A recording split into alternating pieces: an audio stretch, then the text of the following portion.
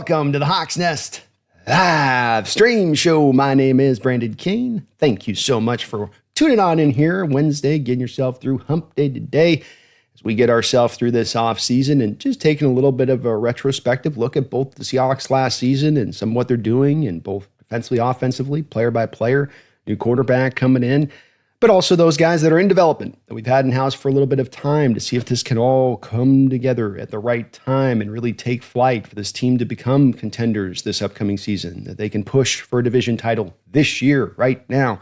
These things come together in that way. And Derick Hall is one of those puzzle pieces that we need to fit into the right spot for this team to take flight.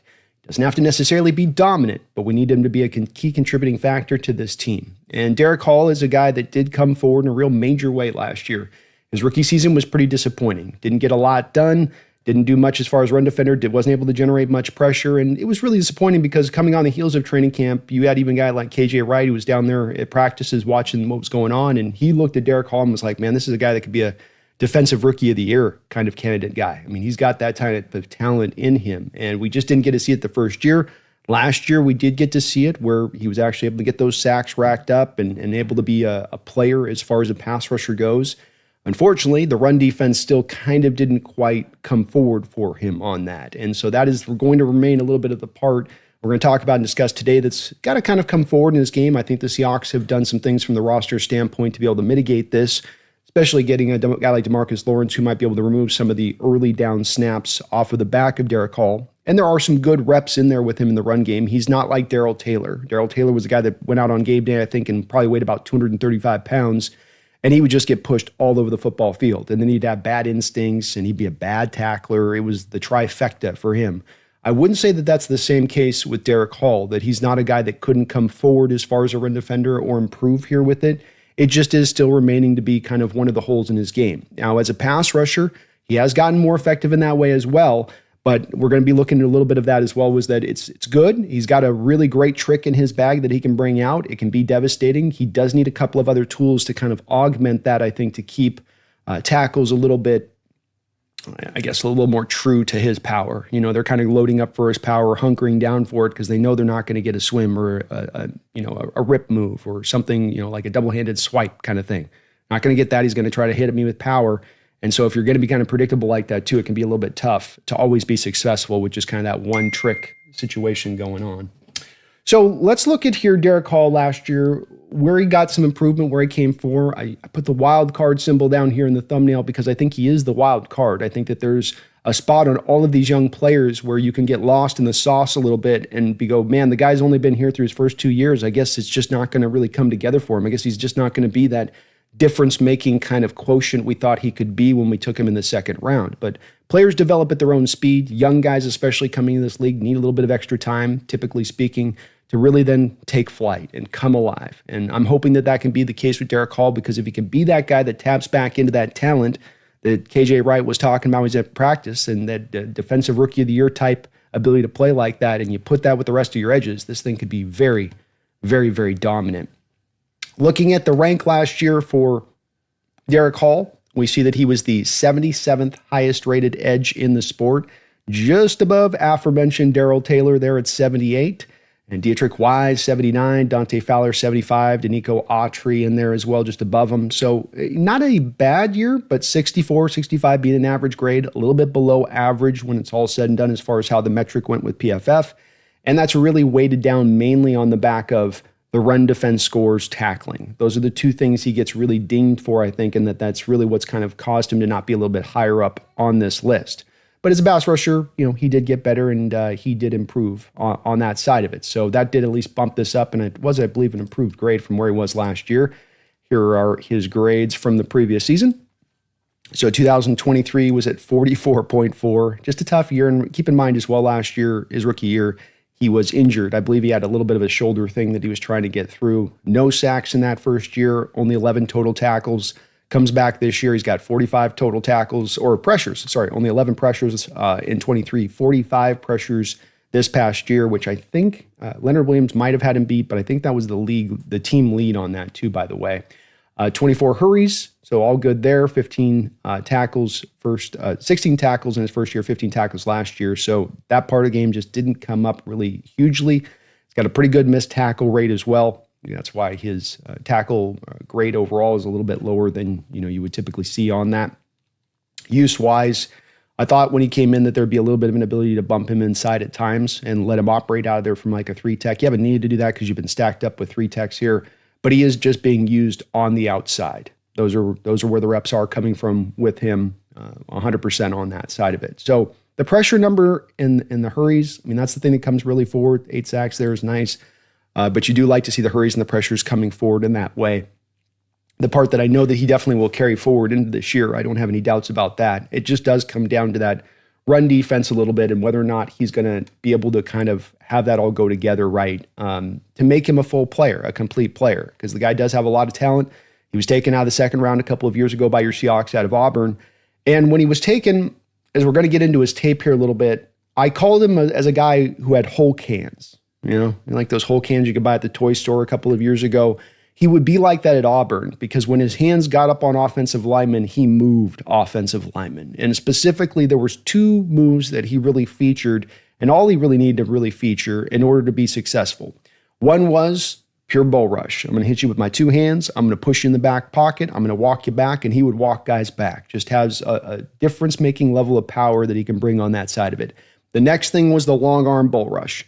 He'll stab you up on that inside shoulder or outside shoulder. He can kind of attack either one, and he can also walk you back through that method. But then beyond that, not a lot else with him coming out of college. And this is important to bring this up because when I look at the tape on this, this is still something that kind of is carrying through with him as far as maybe lack of advancement in this degree of things. Now, it's hard to rush the passer. Again, I'm not saying he's a finished product, that what you have now is all you're ever going to get. He made a huge step forward into his second year, and there's plenty of reason to believe that he can still take some steps forward as we go through now. The kid is very talented in that way. He's just not a guy that's got a lot in the toolkit that he can really lean upon as far as counters go. And I think that's the area of his game you got to see him grow because a lot of where his game's at in that way, I'm sure he's gotten stronger and he's a better understanding of using leverage, and he certainly has improved as a player from coming out of college, but just hasn't improved the bag, hasn't deepened the bag very much. And I think that sometimes makes him kind of predictable to play against from an offensive line standpoint, and that then sort of neutralizes his real great gift, which is his power at times. Here you're going to have Derick Hall. Going to go through a few of his sacks here a little bit to start us off, some of the good stuff. And a lot of the sacks did come down last year off sort of a chase down variety of things. It's good. He's got effort. He's got motor. But he's not just purely winning off the jump. He's a lot of times neutralized and then goes and gets a sack. And yes, this was counted as a sack. So it's good play, but obviously not chasing things down. He's chasing the guy down, but he's pretty neutralized here on the pass rush. Now he's running a little bit of a twist and a loop, so it's not all his fault here on this one that he didn't get more pressure. He's running into a kind of a double team. He's essentially running into Leonard Williams' double team, and you're only rushing 3 guys. So it's going to be a bit tough to get there, but does get the sack on this play. Another one here where it's going to be a chase down kind of play. It's very nice effort. Don't get me wrong. Love the effort, but it's a little bit of a chase down kind of sack here.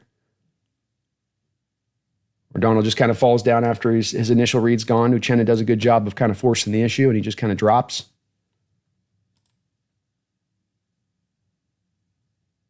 Hall just kind of just doesn't get blocked. It's kind of just a blown pass protection situation from the Vikings.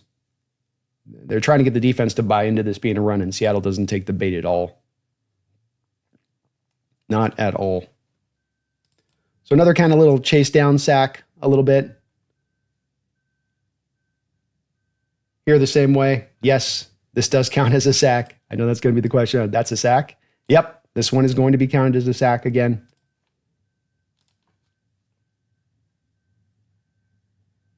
Good effort. Doesn't get knocked too far off his path, but again, not doing a ton to generate the sack. And so, while the 8 sack numbers are good last year and legitimate, along with when you look at the hurries and him coming forward in that way of his game, it certainly is true and real. But it also is real that some of these sacks are kind of not necessarily just him whooping ass and taking names. Here he misses the sack, comes back through, and then makes the play. Nice little hit at the end of it. beats the tight end. You want him to whoop a tight end's ass if he gets a one-on-one battle with that kind of guy. Then just can't quite complete the process. As I say, tackling is a little bit of an issue here with him at times. He does have his share of missed tackles, where he'll have the guy on the spot. Couldn't quite bring him in here, but the hustle is legit. The motor is legit on this kid. He's got a lot of heart. A lot of heart. Got him here. Kind of playing a spy role on Daniel. Eventually goes and makes the tackle, makes the sack. Again, yes, this is going to be a sack. So he's standing up in what's called a spinner roll here. That's what they call this. You stand up over the guard. A little bit of a Jadeveon Clowney kind of special here. And then you just let him kind of get to work a little bit as a spy. Spy. And then once Daniel breaks the pocket, he's on it. So another sack there. Another chase down one here against the Dolphins. Again, working off the play action here a little bit. I have a pistol look. So it'll be the far left-hand side of your screen. I try to block him with a tight end there. Gets off actually too. He gets off both the tackle and the tight end. So Jonnu Smith gives it a try. And then they come back there with 73 and just the hustle efforts there with him.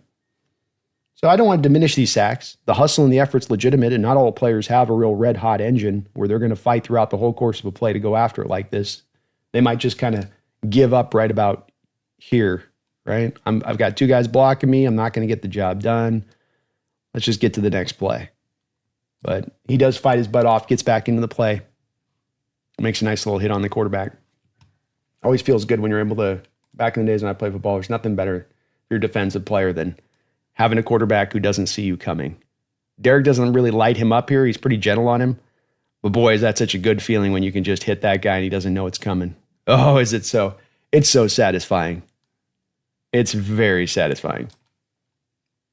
He had some good legitimate sacks too that weren't just off of high effort, high motor, bull rush. It was off of showing, as I said, what does he have? The two moves he's really got, long arm bull rush and the pure bull rush. And on this play, you're going to get both of them. So he starts out long arm, kind of long arm, gets into the two hands, back to the long arm. So he just kind of gets that second hand to make sure he's got the long arm sunk in. Sink that long arm in. Once he's got it sunk in, hand comes off, arm still up, keep one hand free, rip Jared Goff down from behind. And there's no such thing as horse collar tackles in the pocket. That's not a thing. So a clean play, beautiful rep here by him. You can feel the power from him. It's just he can't be allowed to have these offensive linemen be able to set up on it. And if you watch the lineman even here who does get beat, notice how the lineman's not worried about hand fighting. He's not worried about the hands coming up, coming down, counters. He knows he's just got to lock those hands in on Hall because Hall's not going to have those things in his bag necessarily. You can say too, the part of the difficulty in McDonald's scheme with edges like this is that he's extra wide out. This right here would be a wide 9 edge. So this is, if you're a wide 9, that's about as far as usually 3-4 defenses would operate. Right where you see my cursor here. He's way out here. So what that does is give him another yard or two of buildup speed to get into the tackle and walk him back. So if he starts in a little tighter alignment, the tackle can get his hands on him quicker. He doesn't get as much buildup speed to generate the torque and power to walk him back. McDonald gives his edges that extra step to outside that gives him the extra buildup speed so that by the time contact happens, he's almost running full speed. And good luck as an offensive tackle going backwards, trying to take on a guy going full speed and root down. It's damn near impossible at times, especially if the guy's got legitimate power like Derick Hall has. Great rep. He can do this kind of stuff all day. Just needs a couple of those counters there to make him a little bit more honest, I think, at times. Just make them a little bit more honest in what they do. Here over on the right-hand side of your screen, this one, the play gets a little bit modeled up, but another one where power is going to be a little bit at the forefront of this one.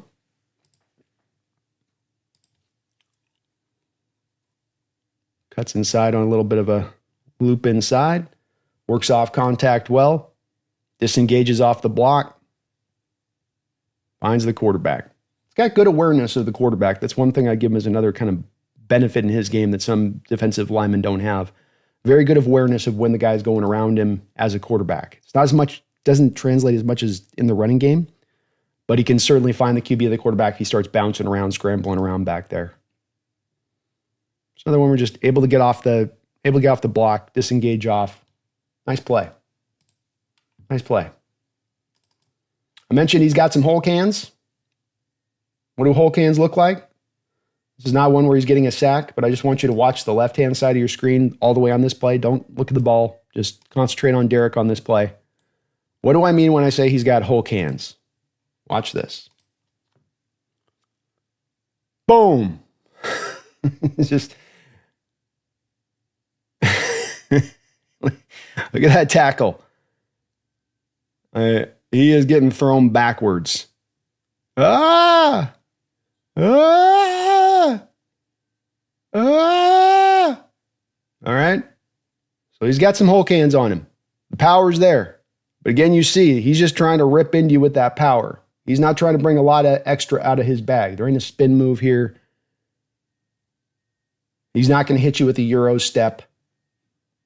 He's coming at you, and he's coming at you with raw, unadulterated power. Unadulterated power. How about another Hulk hands? Everybody likes Hulk hands. Just crumbles them up. Left-hand side of your screen. Get out there, and I call it a wide 10. It's past being a wide 9. It's even wider than that. Build up speed. Power. Boom. On his back. Now, kind of loses track of the quarterback here. But sack still happens, and he helps make it happen. Because Kirk Cousins is very, very uncomfortable when he feels his offensive lineman on his back. It's like this play's about to go not in a good direction. But power, man. Just load up those two hands. Give him a little bit of that thunder and lightning. And he's got a lot of thunder and lightning in those arms.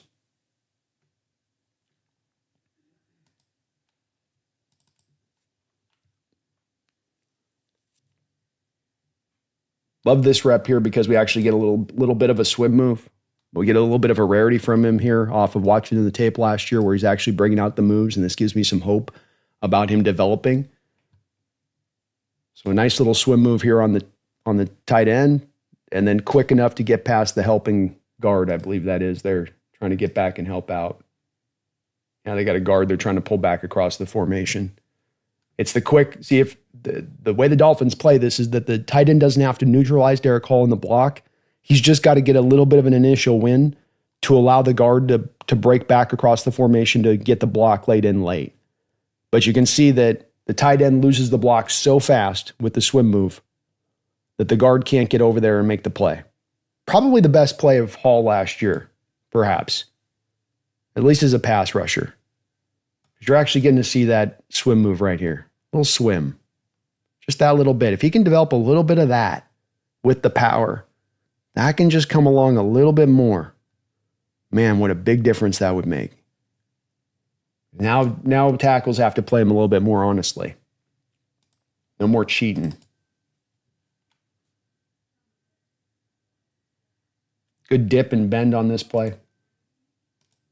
You're going to see him over on the left-hand side of your screen. Right, yeah. Right, yeah. Back out there in that wide 10.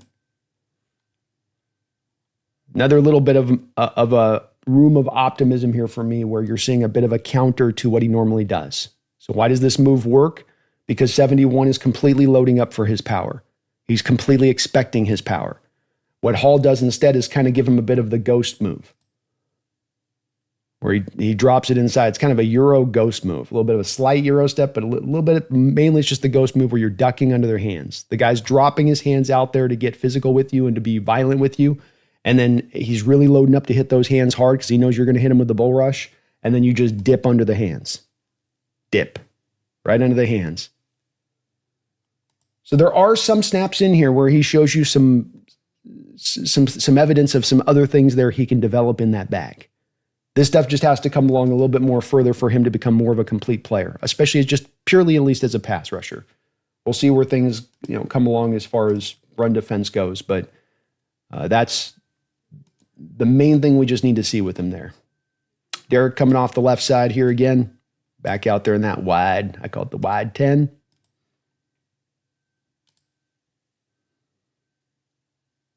Again, hits him with the power. Makes him uncomfortable. Helps to cause the sack. Gets in on the sack basically late. It's a lot like that Detroit rep I showed you. Long arm bull rush. Press him into the backfield. Get your other hand freed up. Tear down the quarterback. You guys get the picture. He's got these moves. He's got that power to do that. That's against Jake Matthews there, a long time left tackle in the sport. That's not just kind of an also ran. He's walking back there. It's a good player. One last little long arm bull rush here. In Chicago. Likes to use it with his left arm when he uses it really mainly when he's on the offense's left-hand side of the formation because he really likes to use that left arm as his long arm bull rush. He tends to want to get it to the inside chest. But a good controlling rep the whole way. Long arm right there.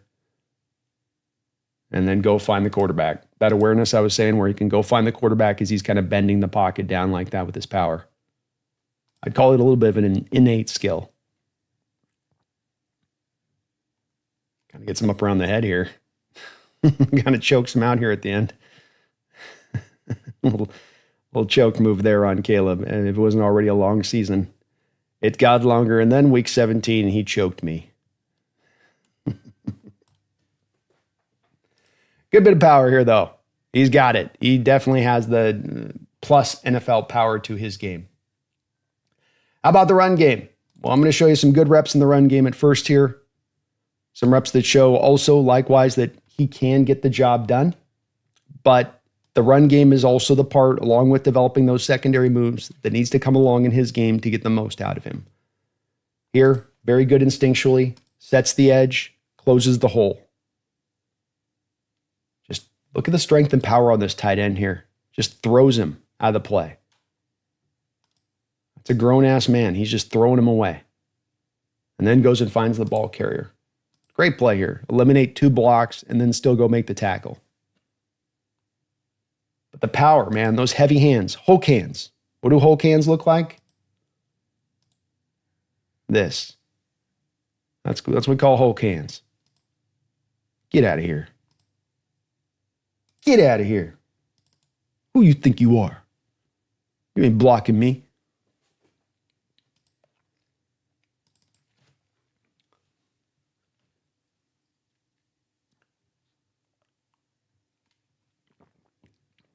Love the instincts here from him. First responsibility, got to set the edge. Make sure nobody's getting outside your edge. Read the play, though. Don't just get happy to stand out on the edge and say, I did my job. Get back in there and go make the play if you see it. Oh, it's an inside A-gap power run. Let me go in there and go make the play. I don't need to worry about my edge-setting responsibilities. It's going up the middle. It's not going to the edge. There's no reason to be standing there with my finger up my butt. Get in there and go make the play. Willingness in the run game, willingness to get after it, willingness to be violent, willingness to be physical. He has that. And when we look at a player in recent history, as I talked about being a Darrell Taylor, I never had any faith that Darrell Taylor could develop his ability as a run defender. He just did not have the weight. He didn't have the strength. He didn't have the power. Hall's got all 3 of those things along with the want. And that was also a little bit of a place with Taylor. I sometimes wondered is, does he really want it in the run game or does he just want to be a pass rusher? Kind of hard to say on that. And I don't think he just had the tools to be a good one no matter what he did. Hall here on the left-hand side, uses power. They try to pull a tight end back across the formation, and that's just not going to work. He obliterates this kind of blocks. I mean, that's one of the things in the run game where going back to the preseason, I'll show you a preseason rep where he just completely crumbles a guy. But you can't do this as an offense. You try the tight end back across the formation, you're giving him that build-up speed, and there's no tight end in the sport that can handle his physicality. They just can't do it. So he's almost able to eliminate those plays on its own. You've got to block him up. You don't leave him unblocked. He'll definitely do some damage if you do that. Again, playing the read option really well. You're the outside man, so he does a good job here of both being in on the run play, but then keeping himself clean to be able to deal with Daniel when Daniel pulls it and keeps it. First there on the run game, ready to pounce on the inside carry if it goes to the running back, and bouncing back on to Daniel Jones. Ready to get to the inside, get back out to Daniel. Nice play. Definitely can show some intelligence in play at times on this stuff. Right side, set the edge, set a good hard edge. Again, pull back across the formation is not going to work on him. Kind of a weak little bit of a block by the guard trying to get him neutralized, but he's right there to be on the play. Good job by Hankins and Jaron Reed in there too. Both of them help out on this one. But there are some good reps. It wasn't all bad. Based on seeing the grades, you might think he was a complete negative, nothing burger when it comes to a run defender, but that's not the case. There are some reps you can find that are good. It's when it goes bad, it just can kind of really go bad. So this rep, for instance, here against the Bills, I'm going to show you a couple of these. These are crumbled reps. This is where he gets crumbled like a can, put on the ground, and just gets completely neutralized on the play. There is no setting, no hard edge. There is no keeping his feet. He just gets kind of dusted up, and dusted up relatively easily. Kind of gets the chair pulled out from under him on this. And the play is going right over his side. And it's a pretty big run. Teams would attack his edge in this way. They would go to his side. They were aware of the fact that he's not always consistently holding up there off the edge.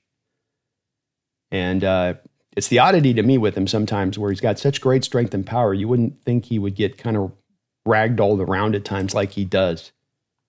Look at this rep here. Brian O'Neill. I mean, just kind of effortlessly throws him to the ground. And he's on his knees there. I don't know why he's looking at the official. That's a clean block. You lost your feet. Again, the run play is going right over his side. Got to keep your feet, big guy. Packer game. Crumbled up. Ball carrier going right over his side again. So he's just off screen here. You're going to see him come into your screen. Off on the right side. Dumped right on his butt. And I mentioned he does do good on these blocks back cross formation. This was just one where he just didn't do as well. Gets completely crumpled. And the ball carrier, Josh Jacobs, is going right over that side. I will give him some credit. If you watch Josh here, he does stumble a little bit here. So Derrick trips him with his foot. Doesn't get called. But right there, look at Derrick. Look what Derrick does. Leg whips him there. So it gives him a little leg whip on Josh. Josh starts stumbling, and then Ernest Jones comes over here and forces the fumble. Great play by Jones, and a play that you needed at the time in the game so badly. God, you needed this play. But if you're going to get blocked, don't give up. This is that heart thing I talk about with Hall. He's got a lot of heart. A lot of heart. He cares. And I'm on my back. I just got pancaked. By a fullback. Basically, I'm going to do something. I'm going to make something happen here. So even though this is a bad rep and he's getting crumbled again, at least it's kind of a cool rep and that he does find a way. I mean, that's going to be hard for an official to catch that little leg whip coming up like that, especially when he's on his back. Another one here in the Packer game. This is another just brutal one where you're like, how are you getting thrown around like this? You're so big and you're such a badass. How is this guy just tossing you like you're a little child? I don't understand always these reps. But he just gets dumped. I mean, that's a brutal rep. I just rolled up.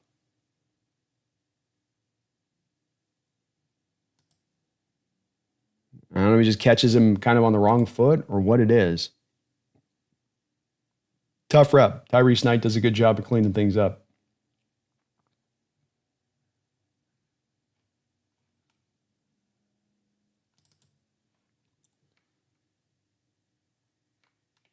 Here we're going to get a little bit of a quasi double team. It's really not a double team. He just kind of just gets pushed backwards the whole way on this rep.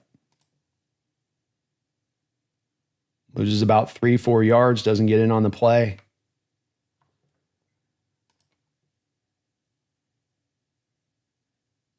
I understand he's being kind of doubled there. I get it.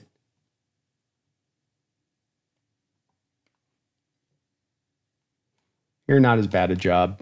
He's got to set the edge here first. So getting back to inside runs when you're the edge on this is not your priority. It's the rest of the guys got to fill their gaps for the most part.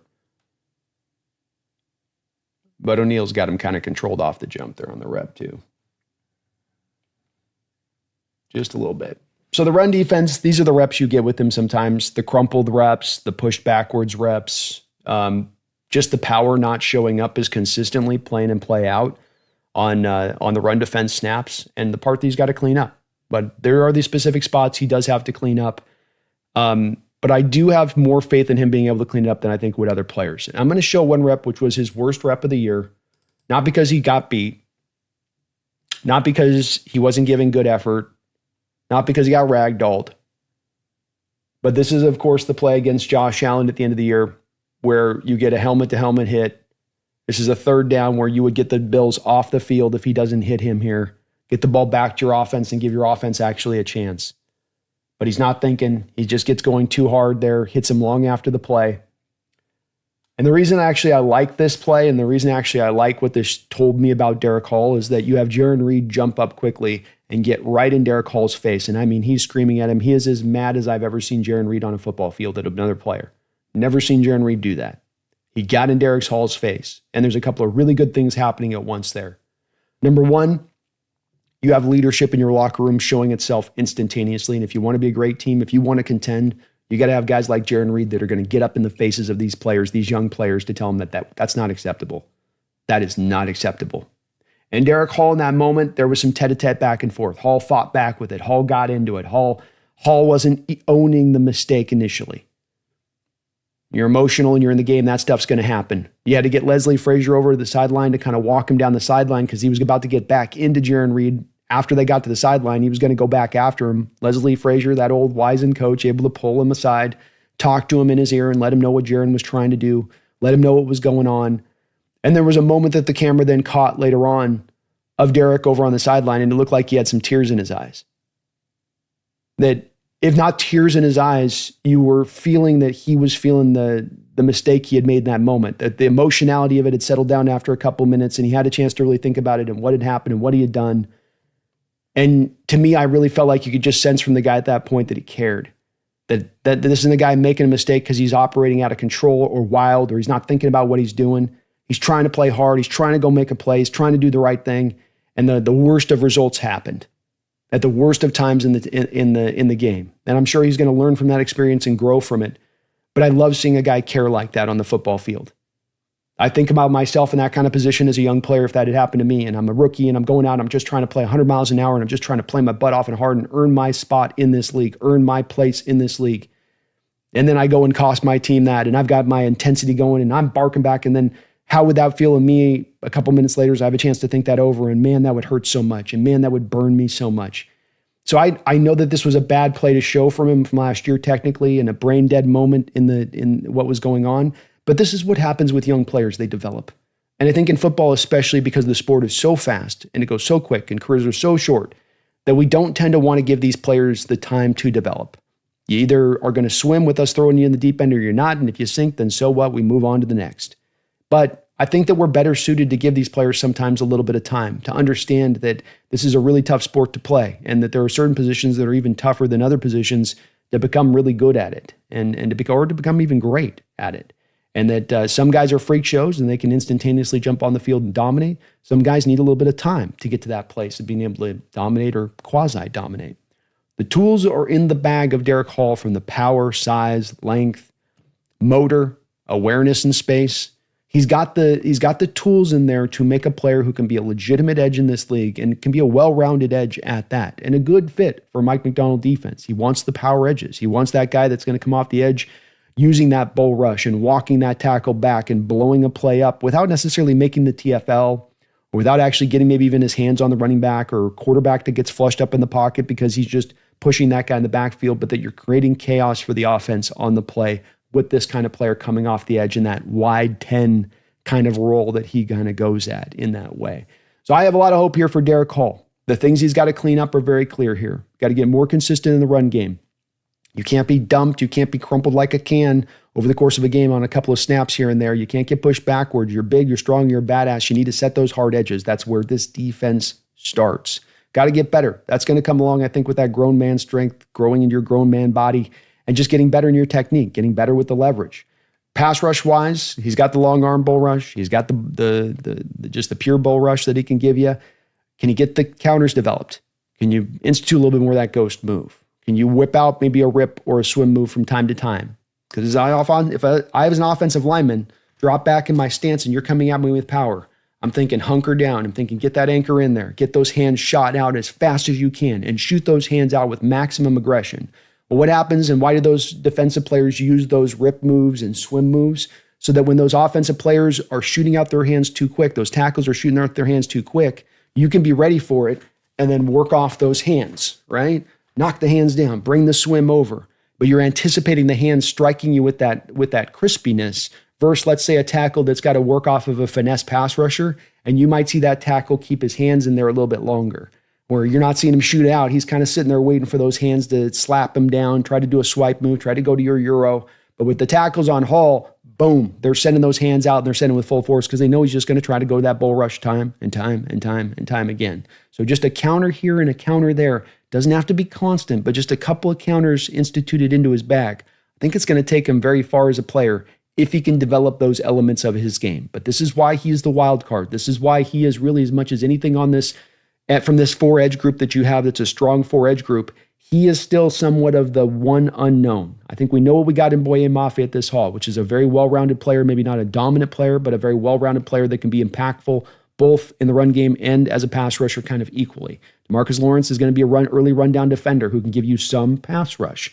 And Uchenna Nwosu, you get a bit of an all-around guy who's just a good all-around player, very complete player in that way. It's about with him health, of course, as much as just anything else. So Hall is a guy that maybe he can fit to the role here. Maybe he doesn't even have to develop as much of the run defense because you can just fit him into the role of just being a pure pass rusher this year. But if he can get a counter or two, this is a guy that can easily bust up into double digits for sacks and this upcoming season. But he is the wild card. And if the rest of the defensive edges can do what they're going to do this year, and then he gives you an 11, 12, 13 sack season, that's probably a Seahawks defense that's pushing up into that 50 sack season mark.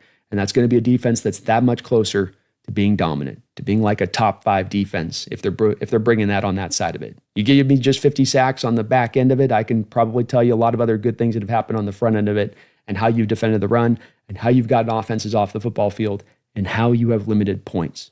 We'll see if Derrick can develop in this way, but I'm very still excited for his future here in Seattle. Got him under contract for 2 more years here.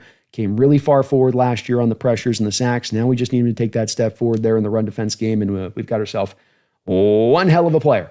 I thank you guys for watching today. If you can for me, please do hit that like button, as it does help this channel out tremendously. I say this often today, but we're probably going to just do a quick little in and out today as we're popping along here, doing some things offline, getting rolling here on my side of it.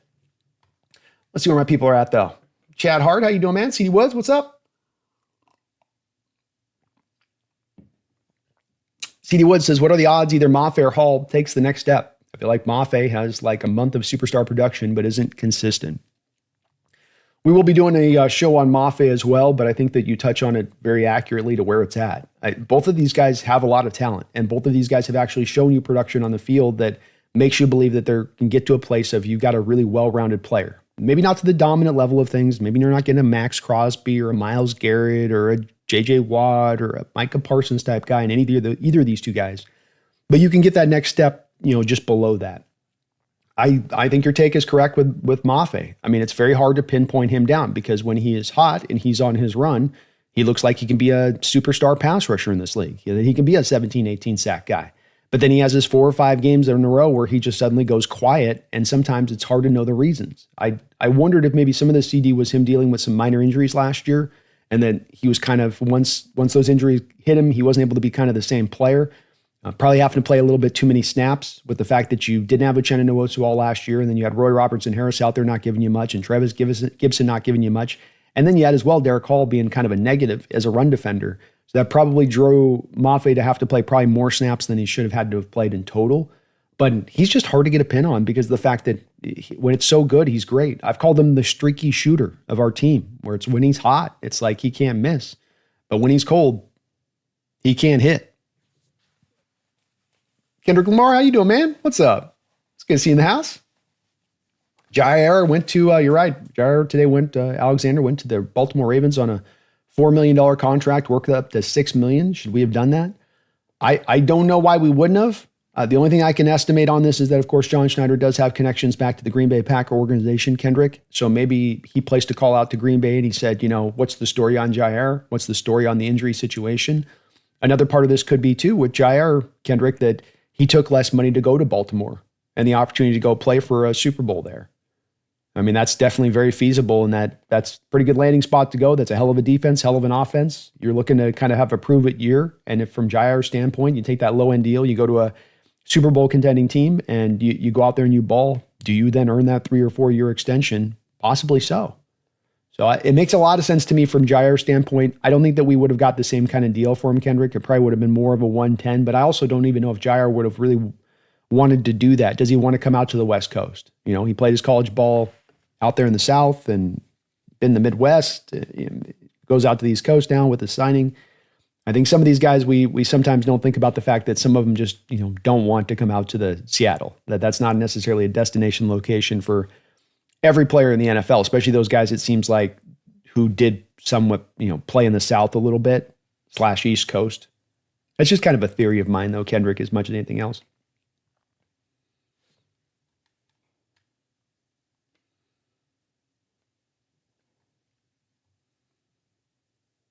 CD says only one full season the past 4 seasons. Doesn't seem like a good locker room guy either, but I wouldn't know. Yeah, he had that weird thing where he went out a couple of years ago, CD Woods Jair, and he did the coin flip call. And then he got disciplined by the team for doing it because he wasn't a captain. Just kind of weird stuff. And I've always got a little bit of some strange vibes off Jair. Not bad, just does seem to march to his own beat. But you bring up a good point, and this may be the thing that neutralized it, was that John saw the injury history and he said, I'm not taking that risk, even on a short-term deal. And if it's especially going to cost me $10 million this year, I'd rather go find a player that I know is going to have more confidence it's going to be healthy. That'd be my guess on it. But I think it's a valid reason not to go and jump on this one is like, look, the injury history is too rich. We don't want to take that risk. HHG says, I know we give Woolen crap, but I think Hall deserves the same amount. Yeah, Woolen's been a better player than Hall. Flat out. He just has. He's been better across the board, more of a difference maker in what he's brought. So Hall does deserve that on this. He deserves some kudos too, and there deserves to be a lot of hope there within it, but his game does have to come forward for a guy that was a second-round pick. TD says, man, I just want to forget the Giants game. That game was so brutal last year. And it so came out of left field. You're playing at home. It's the Giants. Daniel Jones is just about got the fork in his back there with New York being done. And you gave him a renaissance game, basically. That was wild to watch. CD Woods, bro, has some bad balance. He does get knocked off his feet sometimes, weirdly. Dude went flying. I knew those reps would have you guys going, whoa. Yeah, they're kind of rough reps, man. He just gets tossed on a couple of those. Oh.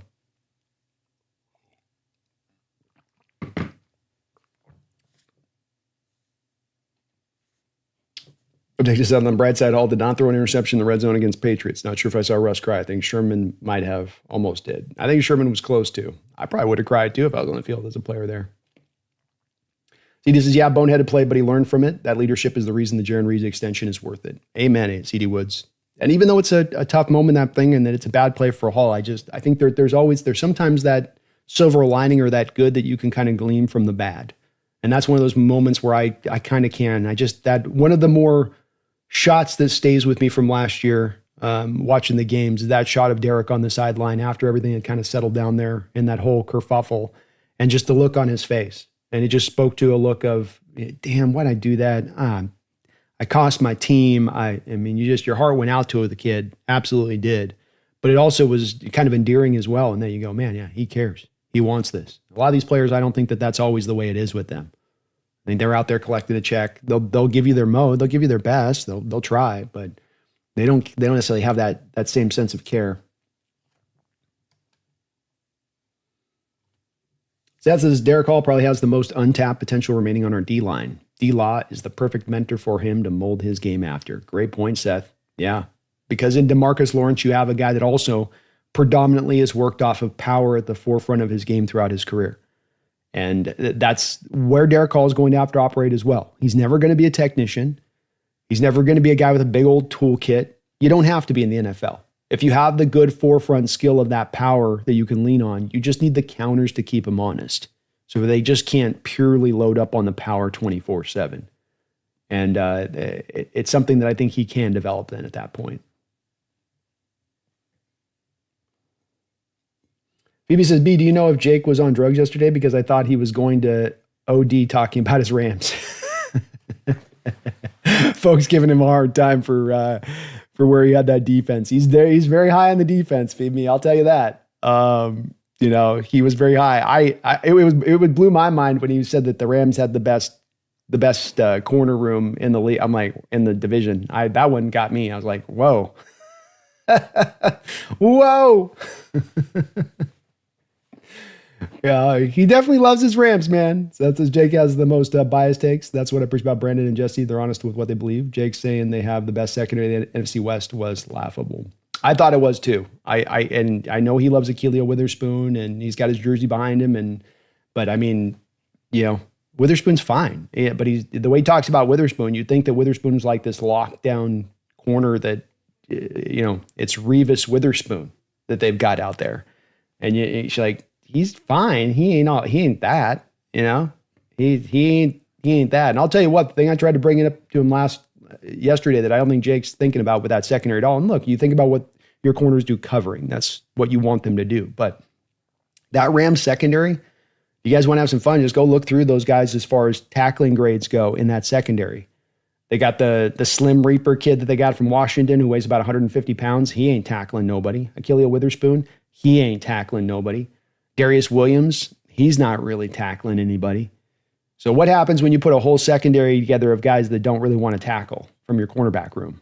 Well, if you're going to play teams that are going to operate off the if you're going to play with teams that are going to operate off the outside zone, they're going to at times isolate that corner in space to tackle. I've been watching it all over the Woolen tape when I was prepping up for the Woolen show earlier this week, where you'll have teams that'll have the wide receiver opposite Woolen out there on the outside, and the receiver will just peel down to the safety. He'll clip the safety, and then they'll just leave the corner on the island to make the tackle. And then it's a one-on-one between the running back and the cornerback. Yeah, I mean, Kenneth Walker against Witherspoon, he's going to dust him up. Kenneth Walker against Slim Reaper, he's going to dust him up. But that's the part I don't think he's thinking as much about that is a factor at play there, is whether those guys, are going to be. And I know in Woolen we've got some questions with him as a tackler, but it did come forward last year. And in Witherspoon, you do have a good tackler there. And Job's, workable, at least on that side too. Phoebe says, I think Julian Love is the perfect leader for Emawari if he needs a jolt in the love of football. I think he'll be a very good mentor for him too. 100%. Yeah. Got some good leaders in this locker room, Phoebe. That's for sure.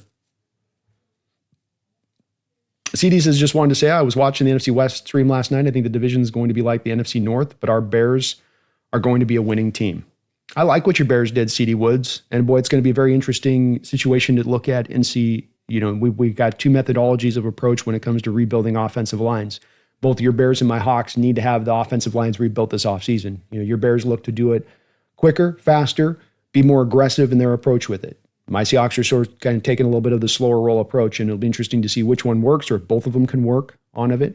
But you guys got, the best coaching hire you've had in there in quite a bit of time. Number one, you have the quarterback. This is good as I think people knocked Caleb's season last year, but I feel like Achilles, I feel like, I was reading Mies donation there.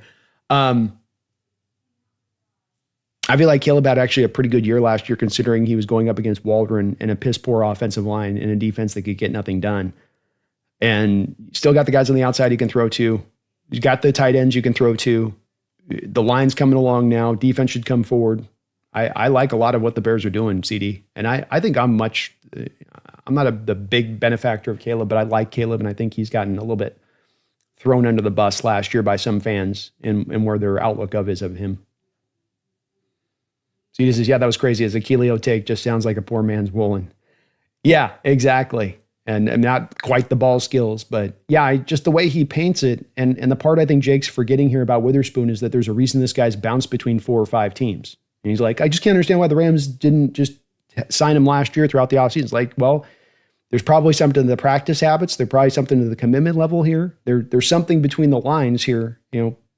Teams don't just let good cornerbacks that are great in coverage not, walk away or don't give any value to that. That's not the way that the league works in that manner. But when a guy's bounced around the league that much, historically speaking, it's pretty rare that I can't think of any examples where you really have a guy that's bounced around all that often. And it's just that, he just didn't get to a team that got him, he was just needed a team that could understand him. It's like, no, he's bouncing around, for the reason. And I think in Achilleo's, I think in his case, I think the tackling stuff really does come down to it, because that was the knock of him coming out of Colorado, is doesn't really want to tackle, and he goes to San Francisco and he doesn't really want to tackle, and he comes down to here, and Carroll saw him in one training camp and saw the lack of, I think, willingness to tackle and said, get him out of here before the season starts.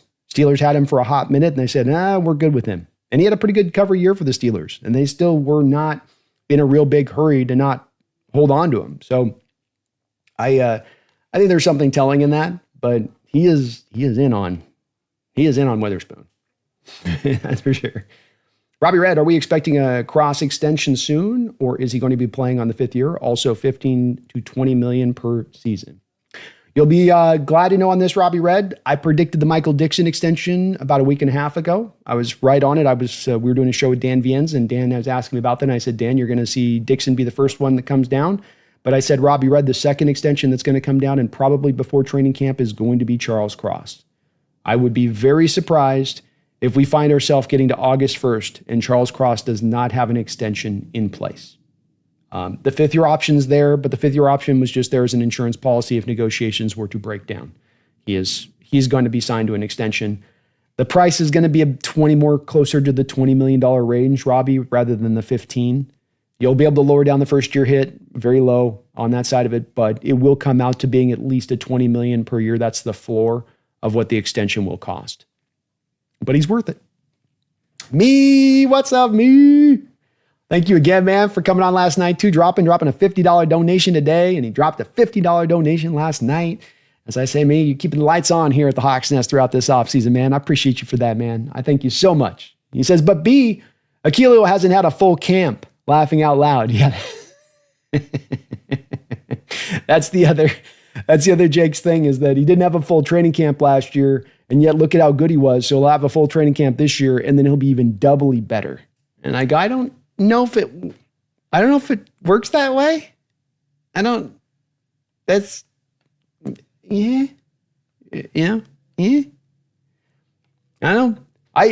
I think it is too. You got to give him credit on where he was right on Achilleo, and this is where when you get right on a player and you get that momentum on a particular player, you'll stay in that lane. Because remember too, whether they weren't playing Achilleo, their corner situation had Tre'Davious White out there. He was a guy early on in the year saying, get Tre'Davious White out of there, get Achilleo out there, it'll be way better. And he was proven right on that. And so he's kind of, I think, to me in that lane of like, I got right on this last year with this on my take of it. I'm going to ride this until the wheels fall off. I'm riding the Achilleo train until we're not on the tracks any longer. So I can get that a little bit. I understand that. I'd be probably that way if I was right on a player a little bit with it, but it's the overstating part that others are kind of referencing here too. Me and yourself are referencing, where it's like the number one cornerback room in the division. I mean, the other 3 teams in this division have legitimate cornerback rooms, and the Rams are pretty heavily weighted into that defensive line by the way things stand. They've gone kind of light when it comes to inside linebackers and corners and how they're going to put the resources and the assets. Who's their highly drafted cornerback on that team? Who's the highly drafted inside linebacker on that team? What is it, 5th rounder Chris Paul? And it's purposeful. They do that. They do it on purpose. But if you're going to go light as an organization to a positional group, then you can't point to that positional group and say, oh, that's the best positional group in the division. Like, no, it isn't. No, it's not. But Jake loves himself those Rams, man. He is all in me. And I'm going to use that hasn't had a full camp thing. I'm going to, at some point or other, I'm going to find a way to throw that back at Jake somehow or another. and see if he picks up on it. I'll be like, Jake, but Jake, he didn't have a full training camp. Oh, Lordy. Me, you're awesome, brother. I really thank you for the $50 donos and all of your contributions here to the channel, man. You have been tremendous this offseason. Just awesome. Chad says the Rams have the best coach, then Seattle, the Niners, only if he's a subber. True. True. What's up, Misfit? How you doing, man? Me coming in with a big 50 from the top rope, HHG. That's right. That's right. You were awesome, me. Thank you, man. You get a little applause for that one. Let's go. Roy Froelich, thanks for the $5 donation, Roy. The Rams said McDonald scares me. He's got a plan. Best coach compliment ever. Understandable.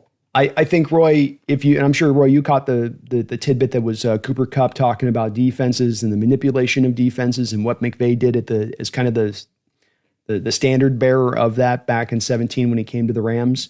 And it's exactly lined up with what I've seen. And what you watched McVay do when he came to the Rams was manipulate these cover 3 defenses, manipulate these secondaries that were going to show you the coverage prior to the snap that they were going to be post-snap. And that predictability allowed him to put together an offense that was absolutely dynamic in every way and how it ran the ball and how they threw the ball.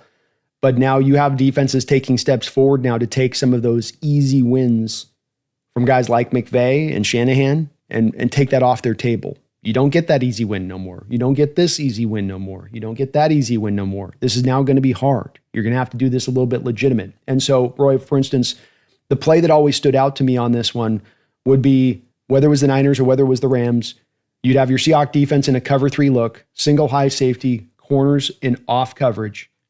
And then you would have the Rams or the 49ers essentially have their receiver just run an in-breaking route.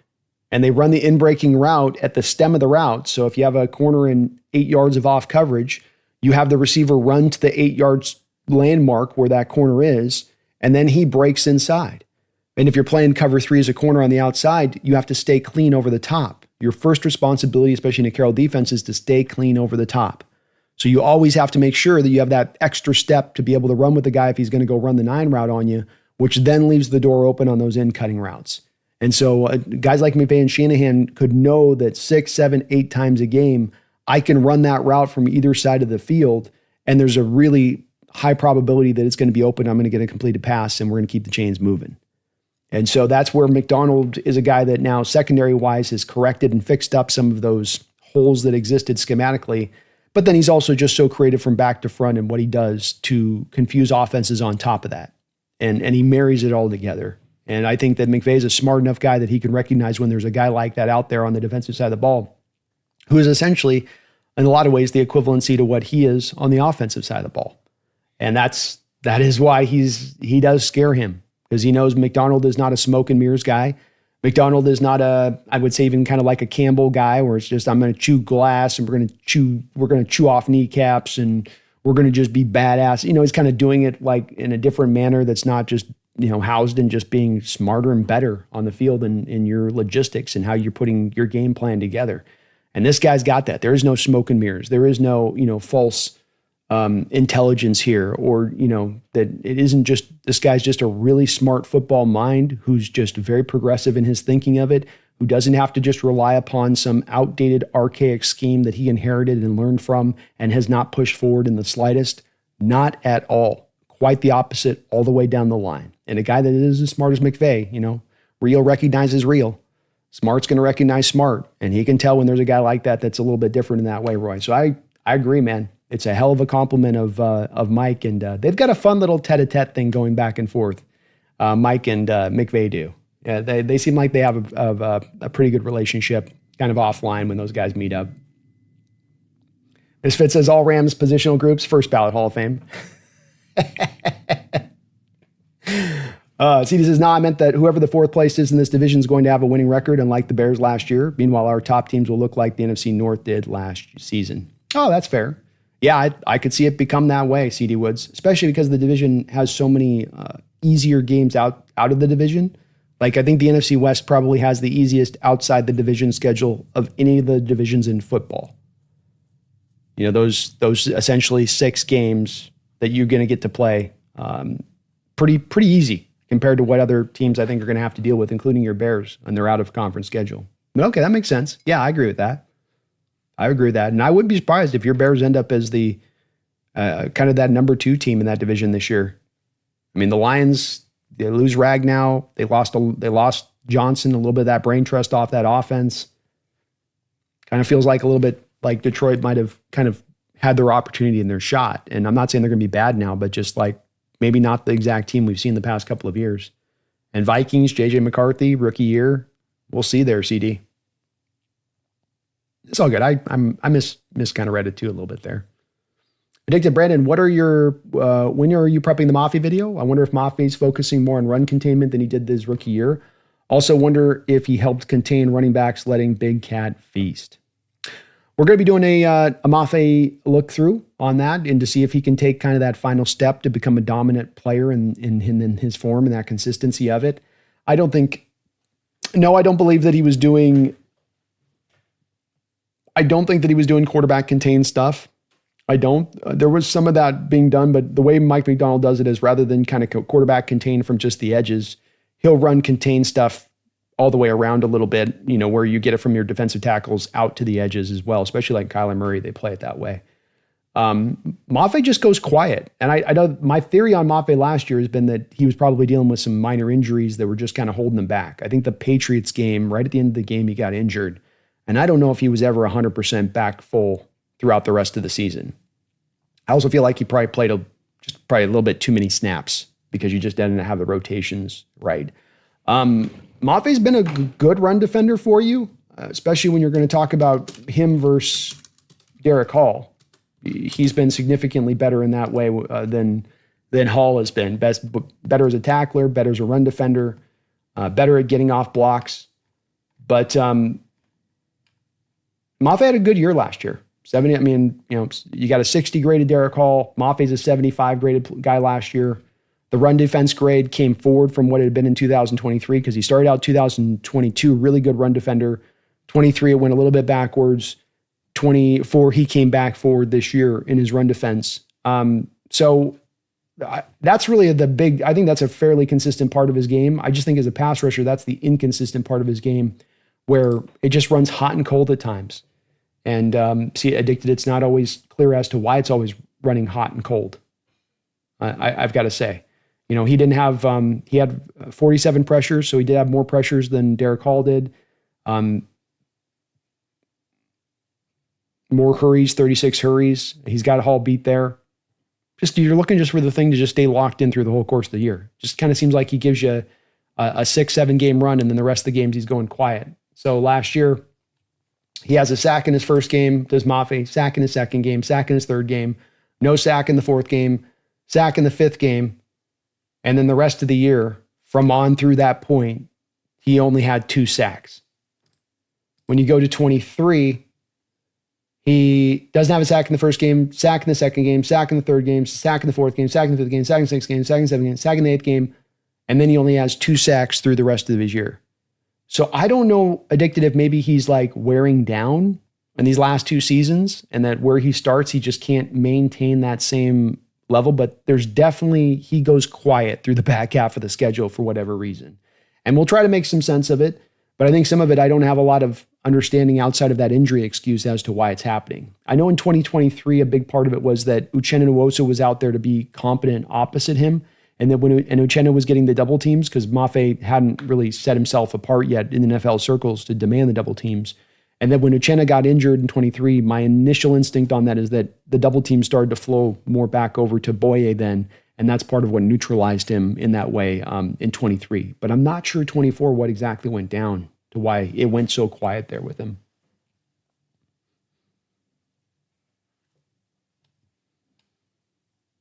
Mr. says Achilleo is one step above journeyman Rasul Douglas. Yeah, exactly.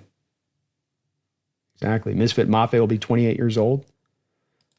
He'll be 20. He's 26 right now. He's 26 and a half. But yeah, he's a little bit of the older variety of edges on that side of it. You're right about that. Mr. Achilleo only has to cover for half a second since the pass rush pressures is instantaneous every play. That's true. Definitely benefits from that Rams defensive line getting after it. So that says Rams linebackers and secondary is probably both the worst in the division. Agreed. It was kind of fun watching Jake's face when everybody kept putting him in the back as he's trying to like hustle the Rams forward on the show last night, and nobody else in the round table was having it. So we just kept putting him in the back. But it is what it is, man. You know, you let Ernest Jones go last year. You've done nothing for the inside linebacker position. You waited until like the 5th round to take Chris Paul this year. It's not a awful thing against them organizationally. They've made it work. You know, it's about where they're putting their resources and their assets. AA says Hall is Hall IMO, in my opinion, is more valuable than Mafe. Hall just has different level of explosiveness and hands off the edge. I think if we get a bigger middle push, Hall will easily explode to 12 plus sacks this season. I could see it, AA. I don't have a strong opinion on either of the two myself. I think they both have a lot of amount of upside. I think they both have still a lot of unrealized aspects of that upside. Both of them are kind of different players in the way that they go about what they do. But you could sell me on either of the two of them. This guy's going to be the better of the two. This guy's going to take the step, and I could be kind of sold either way with that. I think they both have a lot of talent, man. They do. But yeah, I could see that. Seth says, Put hasn't had a full camp on your soundboard. I know, I haven't gotten my soundboard used to it yet, man. I'm just getting the soundboard going, and I forget about it. I'm not maximizing it. The Prime Minister of Sweden visited Washington today, and my tiny little nipples went to France. I need to maximize this thing, man. It's a powerful tool, Seth. It's a very powerful, powerful tool. Feed me. Thank you for the $2 donation. Feed me. It's good to see you in the house tonight too, brother. Says, I love how Jake was trying to sell us on the safety. Yeah, I mean, he was going to like the 5th safety. That's how hard he was selling the fact that the Rams had the best safeties. He was going big strength in numbers. And he's like, and there's this McCullough guy, and you know, he's out there doing this with that and the thing with this. And it's like, okay. I was caught a little off guard by how hard he was trying to sell the safeties in the corners. I would have understood him going hard with the defensive line for sure. But the other two, I'm like, you know how this has been built, Jake. Come on. You guys have put barely anything into this. Misfit says the Seahawks offensive line didn't have a full training camp last year.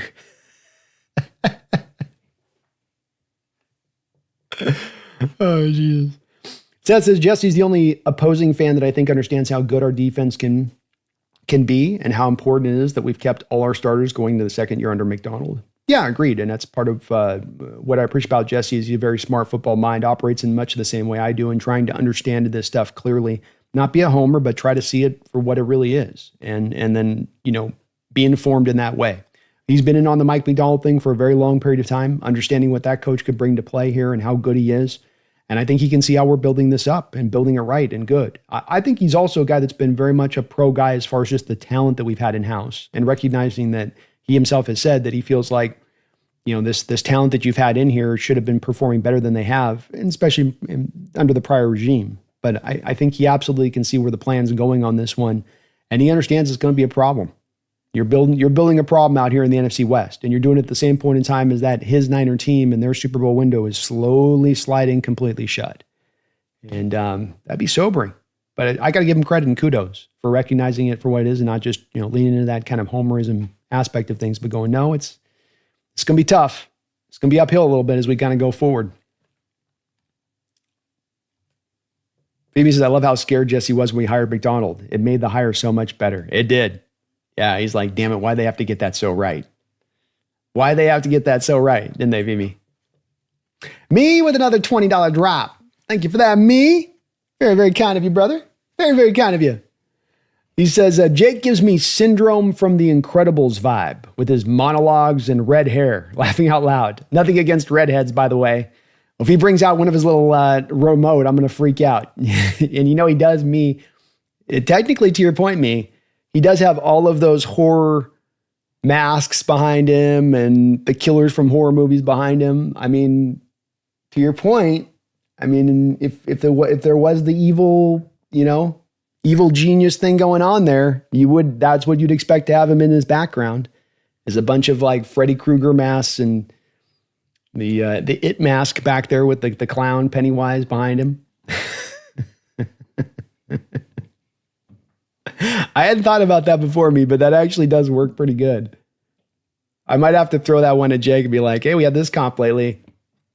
He's rocked the Freddy Krueger before. That's been the common one he's got times where he'll wear the Freddy Krueger sweater. which he hasn't done recently. But no, he's definitely in on the Rams, and he's definitely all in on this season of them being a Super Bowl contender. But that's great. Syndrome from The Incredibles vibes. Yeah, I could totally see it. The glasses and stash scare me a bit. See me? Seth's on it. Seth's on it with you on this one. He's just slowly morphing into his final form. Dogzilla says, cheers. Who is Jake? Jake's Jake Ellenbogen. He is our Rams content creator there on the NFC West Roundtable. Dogzilla. Me. Thank you, man, for all the donos today, brother. But a great comparison as well. Let's see here. Hold on.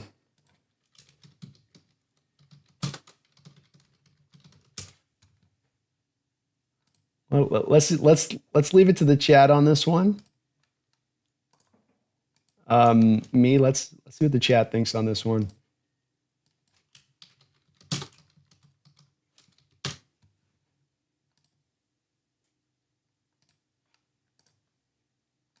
Okay. Let's comp these up.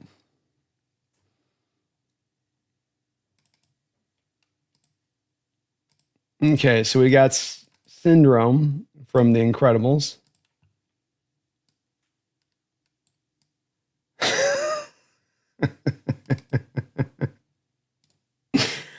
All right. And then we got Jake here.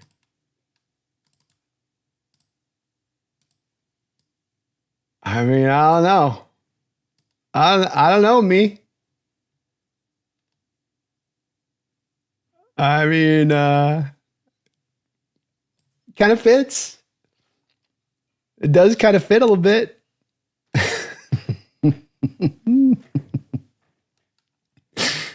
Oh, man. I dig it, Brandon. Thanks for the stats on Mafi's second half of the seasons. Maybe he's running out of gas or feeling an injury. It could be both. It's hard to say on either, and the team's not reported really on it. I do remember him with the Patriots game this year at the end of the game. He was limping at the end of the game. And so I definitely know there was something he was dealing with on that, but it's just hard to say for sure.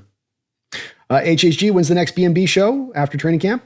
Oh, we'll do a preview before training camp. I'll reach out to Brendan. We'll get a little bit of a training camp thing going on before we start up. Probably in July on that. The plan for me on this one's going to be to, we're going to go hard here for the next about week and a half, 2 weeks or so. And then I'm probably going to do a couple week kind of break thing, kind of prep up for the season and get everything kind of in alignment, just get some stuff prepped up for the year where you just don't have the time during the year, get thumbnails kind of all put together and things so I can get everything ready to roll for this upcoming year. But then we'll probably do some kind of meetup at that point. We'll kind of get set up soon, very soon, HHG. Say, as far as defenses go, Rams linebackers and secondary is bad, and they did nothing to address. San Francisco lost so much and replaced with rookies. Cardinals have potential, but need to prove it now. I think that's pretty accurate the way you put it, Seth. I would say that I would see it in the same way. The Rams definitely consciously went lighter on the defense. Look, they're going to try to lead with their offense. They're going to lead with a pretty expensive offensive line. They're going to lead with going with Devontae Adams out there and Puka and Kyron Williams, their running back, with their tight ends that they brought in. They're going offensive heavy. They are. But that does mean you got to go light somewhere else. And the place they have gone light is into that secondary. With San Francisco, that window has been shutting further and further and further. The team went out this offseason and ate $80 million in dead money just to clear the bad money off the books as they could. Not even bad money, just money they didn't like to spend. And then there still is maybe the Brandon Ayuk situation that could come out to be here, that they still can end up moving him in addition to all this. So they are just leaking talent. As you say, they replaced it with rookies. They replaced it with a lot of run defending rookies, especially on the defense. Michael Williams, I love him. I think eventually he's going to develop pass rush, but it's going to take some time. I think in Alfred Collins, he's a pure run defender. And I think in CJ West, he's more run defender than he's pass rusher. And that's good. That's going to help him on the run defense. But they've got Bosa as a pass rusher. And then they got that guy that they just traded for out of the Eagles. Not a lot else behind those guys. It's kind of lean. It's just a little bit lean on that side. Addicted, sorry, Brandon, sorry, I forgot to ask, if Mafe gets 75 PFF grade in 2025, do you extend him or let him walk away, or do you some type of trade somehow? Well, I mean, he's been around in the same place as far as the 75 grade goes throughout his career here in 3 years. So I'd expect him to be in about the same place. Cost is kind of the big part of this because I don't know what that's going to be as far as what he can demand or what he can expect to get on the open market. You're a guy who's a plus run defender off the edge who's going to give the team somewhere between 7 and 9 sacks a season. What is that value on the open market? Is that 13 million? Is that 14 million? Can you get more? Does his a little bit older age factor into this? He's the guy's not going to be getting on the open market at 25, but he's going to be getting on the open market as a guy that's going to be turning 28 by the time that free agent contract clicks into place. So some of this is really hard to predict on that side of it, addicted a little bit. I would estimate that the team would probably just let him walk at that point if he's going to just kind of stay around where he's been. If you don't get any more further advancement, I don't know if the team wants to pay 13, 14 million per year for a guy with plus run defense who gives you 7 to 9 sacks a season. I think there's a team out there that's probably willing to pay for that. I don't know if Seattle wants to allocate the resources in that way. And if you're going to spend that kind of money, you want a little bit more. Why not just spend, let's say, for instance, addicted 5 million more and go get the actual difference making edge? Get the really complete guy. They can get you more like 85 PFF grade, 83, 82 PFF grade, But hard to say with him, just because as a player, he's been so hot and cold, and he has been a good run defender consistently, but as a pass rusher, so hot and cold. HHG, with great power comes great responsibility, B, it does. Then again, what's the point of power if you can't abuse it here and there? Exactly. You got to step outside the lines every once in a while. CD Woods says, what was that? I got a soundboard, CD. So I like just playing random It's sounds. hot and sweaty and stanky. Trying to use this thing a little bit more. Seth says, I feel like you guys need to bully Jake on the roundtable more to lessen his outlandish takes he has. We're trying. He's hard to crack through, though. He's got a lot of fortitude when it comes to this stuff. Phoebe, thank you for another $5, man. I appreciate all the donos today. Says, I just love how much Jesse praises Witherspoon, and it's well-deserved. People are going to know Witherspoon's name after this season. Not Achilleo, by the way. That's right. There will be one Witherspoon that they know about from the NFC West, and his first name does not start with an A. And it's where I stand with Jesse on this. I have a lot of respect for what he does. I've been working with the guy now for damn near 4 years. I think that we've been working and doing the behind enemy line stuff, and now the NFC West roundtable. He's consistently there every week and bringing it. He does his homework. He's well adversed on these players. He watches the All-22. He's not going to come out with flippant takes that are wild takes that don't have anything connected to reality. And I think that that's something I really do appreciate. And, we were talking about last night, Feed Me, and it's the nature of the beast in doing this. And it's the part that I think that is hard to get across sometimes to the audience out there on this, which is that, the easier way to go in doing this as far as content creation wise is to just simply lapdog at the team. Everything is the team is great. Everything the team is wonderful. They could be 5 and freaking 12. And you're like, they're just 1 inch away from becoming great again. So where you slant all of your coverage towards positivity, because look, it works. If I shaded and threw away all the negativity of this channel right from the jump and was nothing but positive from the jump, I'd probably be potentially twice as big as I am. It definitely works in your favor. But Jesse's realized, and I've been in the same mode with this, if that's not what you want to do, that's not what you came here to do. And if it's got to come at the cost of being you're not as big or you can't be as big, so that you're being honest and you're being true and you're being real with your audience rather than gassing them up, that's going to be worth more in the long term. And I think it's a hard choice to make. I think that all those guys on the NFC West roundtable, even Jake with some of the homerous stuff that he's got going on, are willing to be in that mode and understand that, and that they're not there to just simply do the pom-pom waving. But I reference it often, I know, because it's just so easy to slide towards the dark side. It's so easy to take on the Sith ways of content creation. And he doesn't do it. And there's a lot of Niner content creators who do it, which makes it all that much harder when you're the guy going upstream and everybody's going downstream in a certain direction of things. But he's great. He does really great work, and his success has been very well earned. Phoebe says, oh my God, Jake is syndrome. You nailed it, me. Nailed it.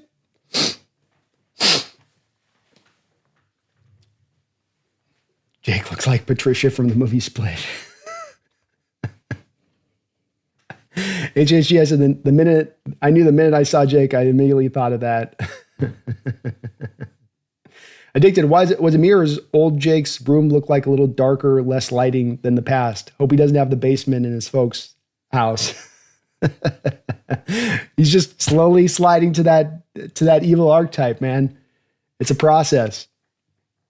Addicted Brandon, thanks for the trade. Thanks for the trade answer. Would you consider trading Mafe now and spend bigger money now to sign Hendrickson? I would be willing and open to do the Mafe trade now, especially if John Schneider is under the understanding here that I'm not going to likely be signing Mafe to an extension. He might come out and light the world on fire, and then our hand is forced to do so. But if everything just kind of fits to serve, we're not going to probably do him on an extension. And if that's the case, then I would be more driven to say, let's try to look at this as a market opportunity, kind of to the heart of your question. I wouldn't be as much on Hendrickson. I'm not completely out on him. Like, there's no way I'd do that, but that wouldn't be really the right kind of one I'd look to do. I think I'd be looking more for, maybe you get to a trade deadline and maybe there is that difference maker guy out there that hasn't got, maybe a JJ Watt, for instance, hasn't gotten as an extension, and the Steelers aren't as good as they thought they were going to be. And now they're willing to move him. And now you can kind of do a package deal in that way. I would be open to doing this, and you're on the right path in that. Really, rather than getting to the specifics of this player for this player, it's more of, okay, I'd use Mafe, and then I'd have to give up less of a draft pick to go then get that pure difference making edge, to get that guy that's a real separator for the position. And the cool part of that is that you're able to kind of use your glut of edges to lower down the draft capital cost to go get that guy. And I think that there's a very feasible way to go and maybe make that trade. If there's a trade like that can present itself, maybe there's just not a guy that becomes available on the market that you want to do that with. And in Hendrickson's case, he's just a little bit too old for me. I'm not a big fan of how he plays the run. I think his best days are probably behind him. So it's a little bit of paying for past performance, a player that got a side of his game that I don't necessarily love. And I wouldn't want to do that on that one. But you're thinking along the same lines that I'm thinking of with this. Use it as a bit of a market opportunity. Seth says the Niners are so top heavy. I can't wait till they start feeling the pain of extending all their older vets like Bosa and Williams. So much money on top. Indeed, very top heavy. Couple of key injuries at a couple of spots in this team, and they are sunk. They have set the stage in that way. But this is also, I think, what you walk into, Seth, when you see a Super Bowl window closing on a team like this, is that the roster gets leaner and leaner and leaner. People have been pilfering from it over and over again through the years. This last offseason, buy Dre Greenlaw, buy Hufanga. You're getting, every year, more guys are getting peeled off. Javarius Ward will take that. And you just get lighter and you don't have the replacements in place, and this is where you end up at. But yeah, they are very top heavy. I will give them some credit, Seth, that they did eat a lot of pain this year with that $70 million of dead money. The moving off Hargrave, the moving off Malik Collins, going through those deals. I mean, maybe Ayuk in addition to this. They are making a bit of a hard line choice here to kind of eat the pain hard this year, and that might relieve them up a little bit into the future. But you do mention, which is still a valid part of that, which is that those big contracts are still sitting on the books. Say nothing of when Williams retires, they're going to be sitting on a ton of dead money that next year off just when he retired. Say nothing of the other void years you have on his deal. So, yeah, they're in a very precarious place right now, being the Niners. There's only one spoon or only one Spoontang clan leader. Agreed, Jesse's a legit analyst. Brendan and Jesse shine the most on the roundtable, IMO. Thank you, Addicted. I appreciate that, and I agree. He does great work. Addicted, Brandon, I'm a Mafe guy, but hell yeah, go get a difference maker. I am too. I'm not down on Mafe necessarily, but it is a situation you look at. You got the 4 deep at your edge. You got 2 years of club control with Derick Hall still, where he will be relatively cheap. You've got DeMarcus Lawrence on a couple-year contract. You've kind of got the role players there set. You've got those rotational guys in there set. Now there's kind of that real opportunity there to maybe add that difference maker to this defense in a major way. I mean, shoot, even with a guy like Mafe, could you do something like, let's just take out the difference maker guy addicted? Could you take a Mafe and move him and go get a legit cornerback here? And now you can go sign a Jadeveon Clowney. And now it's Jadeveon Clowney, DeMarcus Lawrence, Boye Mafe, and Uchenna Nwosu are your 4-stack. Can you do something like that as well as then reinforce your corner position? I think there's some creative ways to do this, I guess. I'm not as hardline on one or the other, but I think I'd love to have John at least be open to it if a possibility presents itself. Seth says, yeah, that'd be a sweet move if we could use Mafe to trade for a real blue chip edge. And that's where I think you can maybe sign up a team for that, right, Seth? Because you make a trade for an edge guy like a Watt, let's say, and they're like, oh, we get the first round pick, but we got to wait a year on this. Man, that hurts. But then if you can say, okay, we give you the good pick, a decent pick, and maybe not the first round pick or second, but you get this pick and this pick, but then you're also getting an instantaneous player that can walk on the field and play for you and fill in that hole, maybe not be as good a player as the one you're giving up, but now you're feeling like you're losing quite as much as a team on the other end of that trade. And I think that you can make that very feasible, especially in a guy like Mafe who I think gives you as a team a very solid floor in what you're getting from him. Good, way better than average run defense for the edge, and a little bit of a better than average pass rusher from what you get from the edge. You're getting that as, I think, the bare minimum for, with even some hope for a little bit more upside beyond that.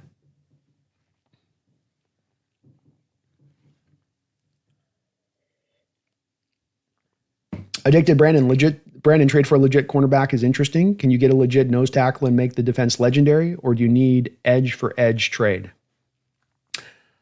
I don't think it has to be an edge for edge trade. I just think that's the easier path that you can sell a team on that's then moving that guy. I mentioned Watt, or if you had like a Micah Parsons thing. I know these are pie in the sky kind of theories here a bit, but rather than get caught up on the exact this player or that, just think of it in general terms. That when that team's trading off of them, that they're going to want the replacement. And if they don't have the in-house replacement, you go to a Cowboys, you peel off Micah Parsons, what do they have backing him up there? They already lost Dorrance Armstrong to Washington last year. They don't have a lot there to carry the load then. They're kind of then completely out on this season at that point if they made that kind of move. But if you give them a Mafe, they know they can kind of get by on it still, and that it's still a guy with even some upside. You can sell the teams on that, I think, a little bit easier. But it could easily as well be addicted that you go to a team that has a corner that they're willing to move, and they feel good about their edge group, and maybe you don't even have to include it. Harder to get done with the nose tackles, I'd say, because there's just more quality corners out there to pick from. There's not as many good quality nose tackles to grab, nor are there as many teams out there willing to give up nose tackles.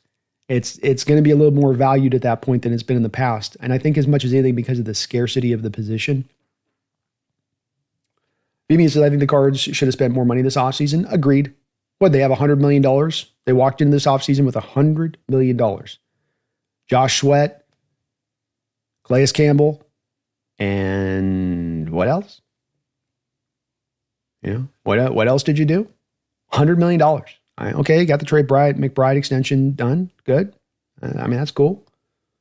But boy, if I've got $100 million, I'd sure like to make a lot more headway than that.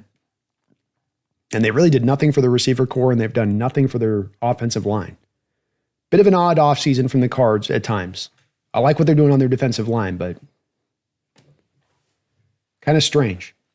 Brian Rosenfield, thank you for the $5 donation. I really, really, really do appreciate you. He says, help Mike, please. Hope he can be better prepared. Help Mike, please. Hope he can be better prepared and have more educated takes. Also, did you do real film study of Walter Nolan out of Ole Miss? Cards fan in Mukilteo. Oh, let's go, Brian. Well, Brian, I went to school out in Mukilteo. So I was a Kamiak kid back in the day. The original 4-year graduating class, we had a graduating class that had already been in high school for a couple of years, but the initial 4-year class from your Kamiak student body I was a part of. And, there's different content creators on this, Brian, that get to the different depths of this and different understanding. Something that I always have to do when I do my behind enemy lines with everybody that I'm kind of doing during the season that cover their own team is kind of ask them beforehand, how deep do you get in the film? How much do you get into the, nuances of play and technique and all of that? Because there are a lot of content creators that stay more kind of on the surface of things. And I think that there's room for both. There is room for both. I love the deeper layers and getting into the film study and getting into really deep diving this stuff. Other people don't kind of like to go that much with it. They want to stay more in somewhat of a casual kind of place on it. I think Mike knows his team really well, and he's very well abreast on them. But at the same point in time, he's probably not as much of that kind of the deep dive guy when it comes to, getting into it in that way. And I think that's okay. It's not everyone's going to be wired to do that in that way. And look, when you talk about grinding on tape, if you don't love doing it, I grind out 300 players, Brian, every year. I try to get to around 300 guys I've scouted by the time we get to the draft. And Nolan, yes, to answer your question, I'll get to him in a second. He was one of those guys I scouted. But I try to get deeply into it. I want to understand these players. It doesn't just help you for the draft as well. It helps you on those players and looking at their progression through their pro career, remembering what they were when they came out, educating you then on if there hasn't been a progression, why you can't hope to probably see it if it's going forward in the NFL future. There's a lot that it helps you in learning these guys kind of at that level, that beginning level of their game. But it's not for everyone. It's not for everyone. I think Mike's just not always as kind of wired to, get into the depths of the film study with that stuff and really try to understand it. But he's not alone. And that's why I ask that question every week with the guys before we go live. Like, okay, I don't want to get into stuff that, leave you, making you look bad where you're like, I don't really look at that. I don't know what that is. And there's a lot of guys that are kind of that way. Walter Nolan. I did do a lot of film study on Walter Nolan. And I do feel like as a prospect,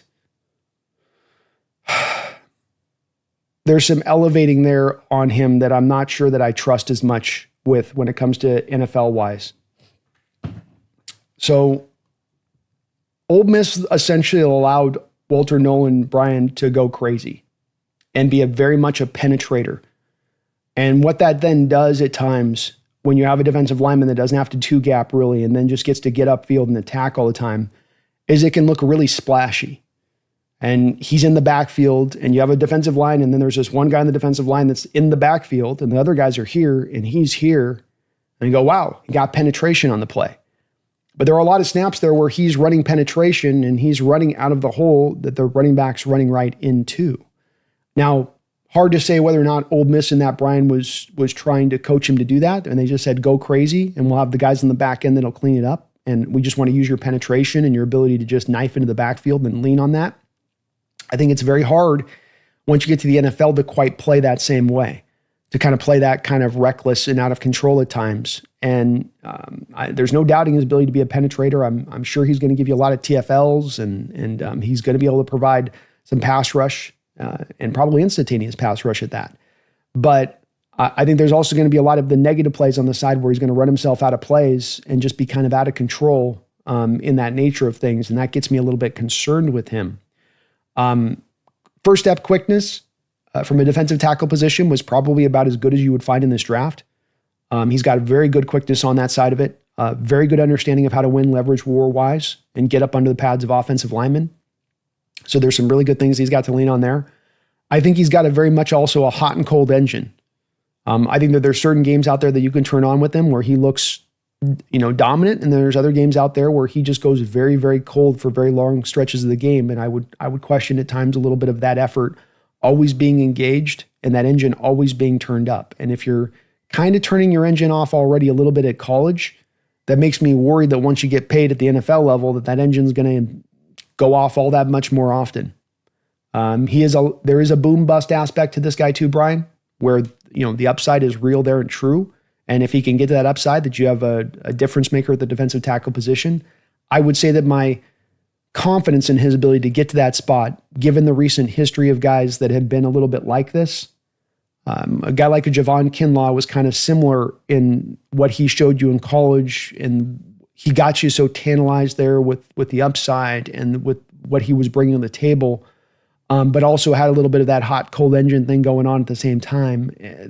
This is why I kind of base this on not having as much confidence in a guy like this, is that I work off of a lot of, Brian, the history of these kind of prospects that have fit to that archetype coming out and what they've been able to do as pros. Does it turn on? Does the light bulb come on? Does suddenly now the engine start to get hot because they're a pro and they've got to do it professionally? And, you need to be engaged every play on this. We'll see with him. I would say the talent is true there. The first step quickness, the violent hands, the winning with the leverage, the ability to be a penetrator, that's all very true. I think he's going to struggle at times, Brian, when you ask him to two gap. When you say, look, I need you to root down and control your block, I think that's where he's going to be a little bit of a fish out of water at times. But if he can bring himself forward on that part of his game, that really at that point, that's the only real big, huge question, that the motor and the ability to really play the run consistently in handling, being a point of attack kind of guy there. Those would be the main two things that I would go to in my mind to say that's the key with him for him to develop into the player the Cardinals hope he can be. But the flashes are there. And I will say, Brian, a lot of what people will tell you, I've become a little bit less as much in this mode, which is that the axiom is if the guy shows you flashes of it, then lean on those flashes in college to know that you can build upon that and you can get him rocking and rolling on that at the pro level. I tend to be a guy, though, that says, man, I don't know about that as much anymore, because I do tend to find that if I'm seeing just flashes, it might just be a flash once you get to the pro level. It's kind of a developing theory I have. But I have concerns with Nolan. I have real concerns with him. I only had a second round grade on him, Brian. And I think that I put the second round grade on him where I think a lot of NFL teams had a lot of first round grades on him. Top 20 first round grades on him. It wasn't just the Cardinals. I think there was a few teams out there that did. He's just one of those guys. I have these guys at every draft, I'll say, Brian, that are really talented guys that I know that there's the ability for them to be really good players. But when I came away from the film study, I just kind of walked away going, I don't get it in the vein of him being a top 20 first round pick. I get it in the vein of him being a second rounder. That matches up to me. That tracks to me. That makes a ton of sense. Him going, for instance, where Zerzan Newton went last year to the Washington Commanders, that makes sense. But going top 20, that's the one I'm just, it's a very small little difference in where he goes there. But to me, it's a bit of a big difference in where you put the value in the draft on that. Thank you, Brian. I appreciate that. Don't know. Nick to Brandon, will your beer shots drinking arm be in good shape for a meetup after the spring training camps that you attend in July?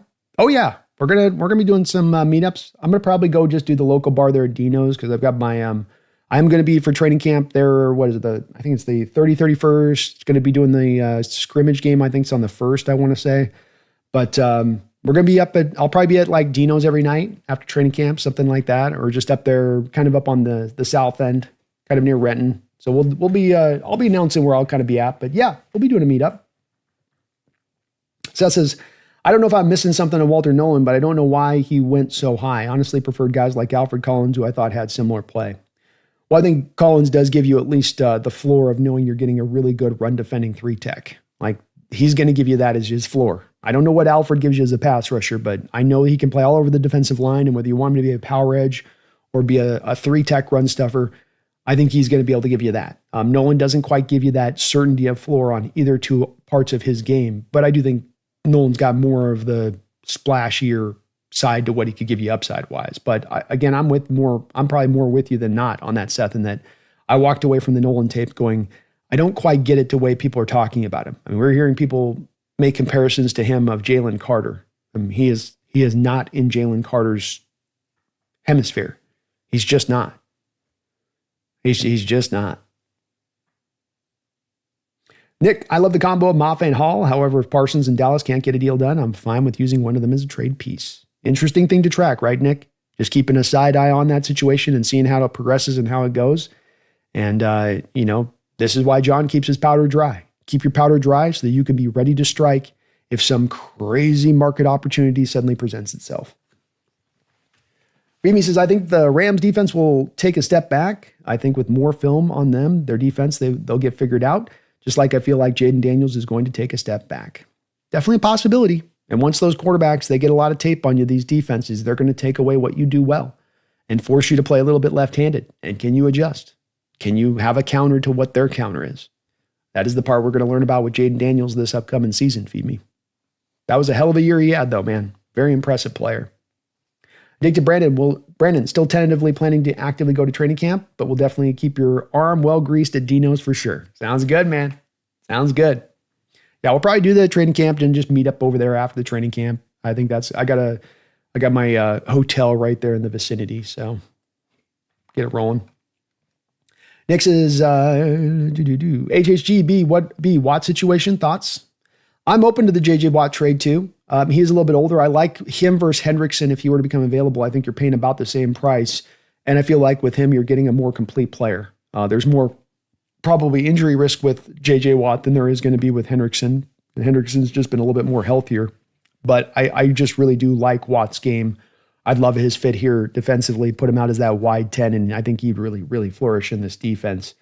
But based on what I've heard, the Steelers are going to probably try to find a way to get a contract done with Watt. You know, they're a team that if you have a guy like this in-house who's been so successful for you, who's played so well for you, that he's kind of a legacy guy there. And that they're a team that will, while they may not spend a lot of money out there on the open free agent market, they will pay their guys. Cameron Haywood, for instance, you know, they will have guys that will play their whole career there. So I'm still expecting Watt to eventually probably lock in at the Steelers, but if he becomes available, I'm game. I'm definitely game. Seth says, got a lot of cap to play with. You think if we signed Ramsey, we'd have the best secondary in the league? Yes. Yes, I do. I mean, Woolen, Witherspoon, and Ramsey as your 3 stack. I mean, that's Seth. I mean, who can come close to that? I mean, who could just even come? Ravens have got a pretty good secondary now with Jair, but I think you've got that beat. Especially if we're just talking corners. And, you know, you basically had 2 top 20 safeties in your Julian Love and Kobe Bryant that you brought in here. Julian Love was a top 7 rated safety. You're bringing Nick Mwari in here in addition. I mean, you got both the star power and you have the depth. I don't think there's a lot of teams in the league that have that same kind of thing they're bringing to play. Part of the reason I'd be all over the Ramsey move. I think it just makes a lot of sense. You keep him away from the Rams. Maybe he doesn't want to come here. I mean, maybe his heart's just dead set on going to LA and he wants to go back there, and that could be the great equalizer on trying to go get him. But if you can go get him and he wants to come here, I'm with it. I'm with it. Nick says, can't imagine TJ is too happy right now seeing Dak get his contract without playing a snap for Pittsburgh.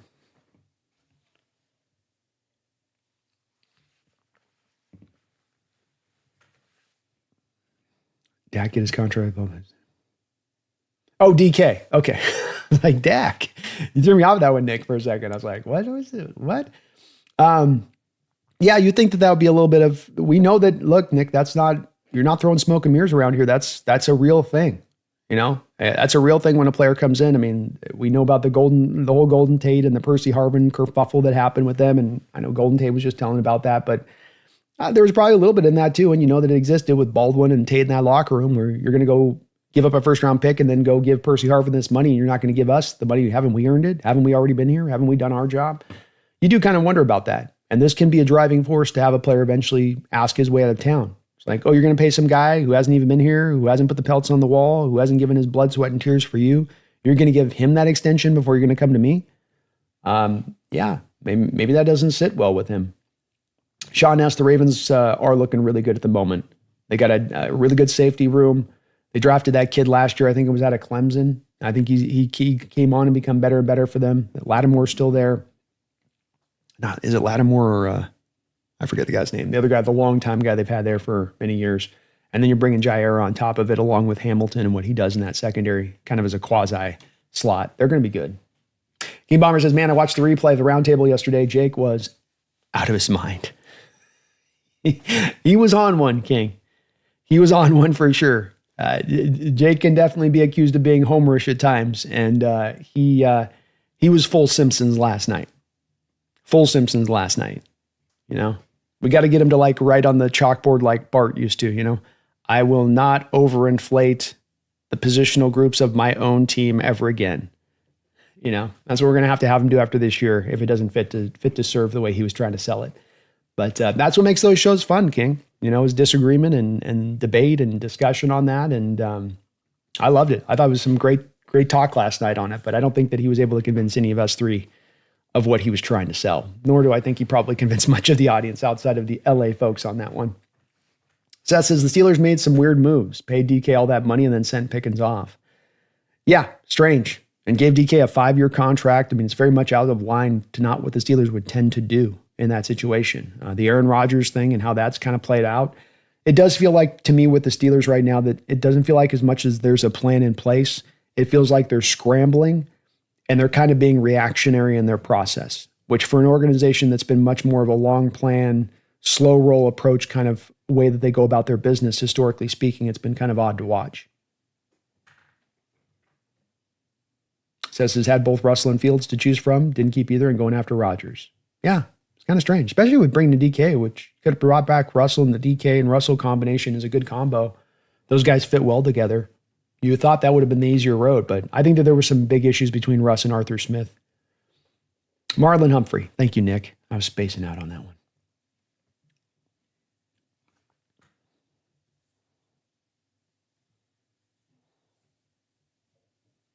Martin said the Vikings Steelers are playing in Dublin this year. I managed to get a ticket. Ooh, that'll be a fun game. I know it's not the Seahawks, but I'm still really looking forward to going to an NFL game here in Ireland. I love it, man. I love that, Martin. And it's going to be a great experience for you. And if I was in Ireland and you didn't give me a game soon, I'd be doing the same thing. Try to get to the games that you can go to. And it's going to be cool to see how the Irish fans react in the stadium on that. But you also get a really good quality game. You know, there's nothing worse than when we send Martin, our teams over there, and we're going to send like a, Raiders Jaguars game for you. Big whoop, right? And going, oh my God, let's give them something decent to watch. Let's at least give them a kind of a classic matchup that we can go at with it. So should be a good game. Should be a hell of a good game next year on that. Rodgers, McCarthy, DK, Justin Jefferson, good defenses. Both teams want to run the ball. You mean how much is training camp usually? It's like $15 a day that you go. Something like that. King says that's the same secondary that allowed JSN to go for 170 when DK was out with 3 touchdowns. Nobody was listening. Lock up Justin Jefferson when your D-line was having a field day and you mentally got to Darnold.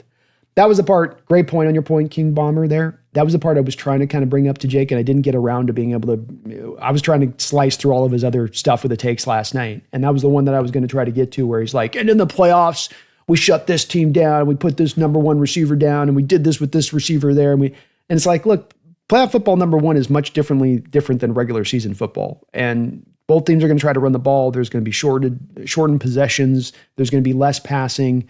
And like you say, it's, to me, when watching those games, it was less to do with corners locking down guys, and it was a lot more to do with the fact that the Rams pass rush was getting home. And that, like you say, Sam Darnold kind of had a bit of a quasi meltdown, and not a meltdown that's like, how dare he have? It's like, that's one of those things I've always say, all quarterbacks are going to have meltdowns at that point when you have a Minnesota offensive line that is crumbling like they were crumbling.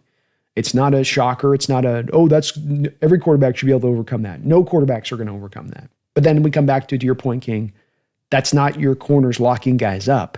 That's a piss poor offensive line throwing up all over itself. And then Darnold eventually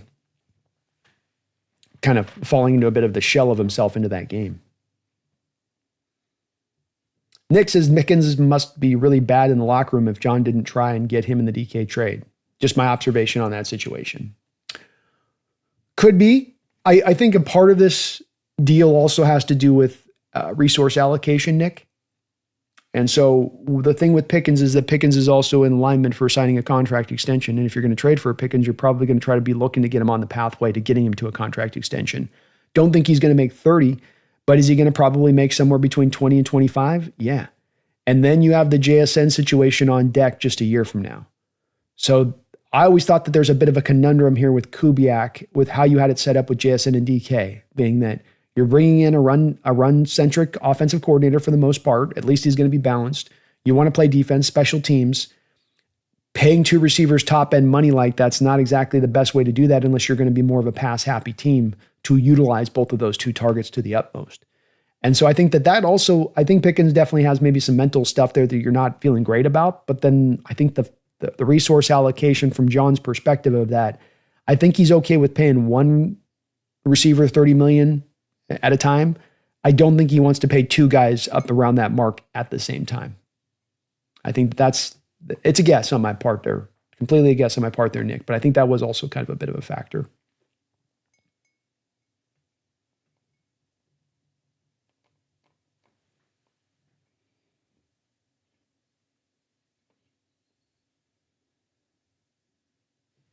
Case's last thing about the roundtable, the guy was listing off practice squad corners and safeties, man talking about depth when the Rams have nobody outside of their starting 4 on the D line. Yeah, he was going hard at the depth, King. And that's where I think, to me, there was a little bit of extra stretch there to make your argument work. You know, when you're getting to the fourth safety in order to sell that you have the best safety room, come on. You know what I mean? Come on. I was getting that same vibe on it too with it. But he had that momentum going last night. You know, he was definitely, I think some of the guys too, I want to say as well, I got the impression that Mike got some blowback from his people on this, and maybe Jake did too as well, that they didn't pound the table enough on the show we did the prior week for the offensive rankings. So he's like, oh, I got to come doubly hard this week then because of it. Martin says, I think Pickens was going to be way too expensive to bring in, along with the fact we're going to have to pay JSN and some of the O-line and D-line guys are due to be paid. Yeah. And there is a finite amount of money, and you got to make hard decisions, especially when you have a lot of young guys all coming up to be due to be paid at once. It's kind of a good problem to have. Good quality players due to be paid, but it's all happening at once. You're going to have to make some tough decisions. You can't keep everybody. Somebody's going to have to kind of be moved along, and you're going to have to go light in places on a roster. If you go heavier in a place, you're going to spend more money here. You got to go lighter over here.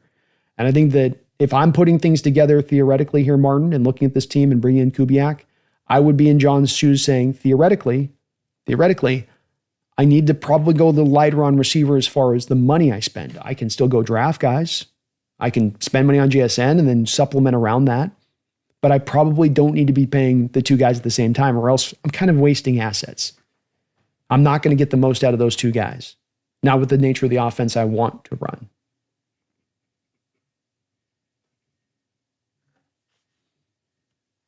King Bomber says, if you're talking about depth like that, we usually have the best defensive line. And I think that the depth part, don't you think as well, King Bomber, that when you're talking about depth for a positional group, the depth is much more important for a defensive line than it is for a safety room.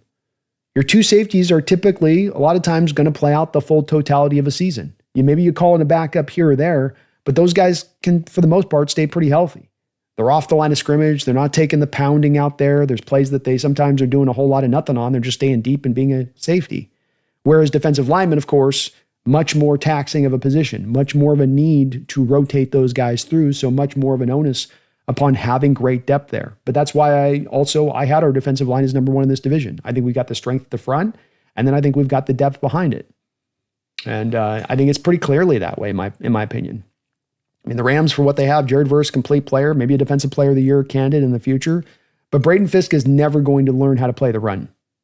And they do still have some pretty big holes when it comes to, we got a hole when it comes to nose tackle position. Their nose tackle position is probably worse, probably much worse than our situation. So I think we've got them beat. Slowby1, thank you for the $2 donation. Slowby says Jair signed with the Ravens. Yep, 1 year, $4 million, $6 million deal. It can be worth up to $6 million with the incentives. I think he wanted to go to Baltimore, Slowby. I don't know if you're going to sign him for the same deal here as he got with Baltimore. I think he kind of wanted to be out there, maybe wanted to be more East Coast guy than West Coast guy. Also, you got to think that maybe there's something there with John having the connections to the Packer organization, and that he probably made a call out there and said, what's going on with the injuries? What's going on with this guy's mental state? What's going on with how much he loves football? And maybe just didn't love the answer he heard on the other side of that too. Hard to say with this one, but it does seem like Jair went to Ravens to do a prove-it deal with a team that's going to be a Super Bowl contender and then looking to go get that big payday after this season. And he chose a pretty good team to go do that with. I think smart move by Jair, smart move by the Ravens. Don't know if we would have been in play to make that go. Thank you, King Bomber. Seth says, I'm so glad we didn't pay DK all that money that the Steelers gave him. Me too, man. The timing just wasn't right. I love DK. I've got his jersey here over on my left-hand side. I think that he should have gotten more out of his career here in his time, and it wasn't always his fault as to why that didn't happen during his stay here.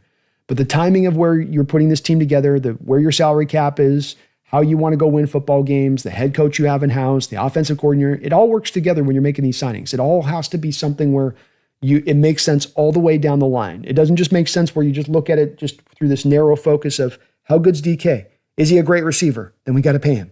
It has to go with how you're trying to structure your team up to get the best out of that team, to work towards the vision that you're trying to drive to from a philosophy standpoint. Not, oh, well, this is where our talent is in-house, so this is how we have to drive the team.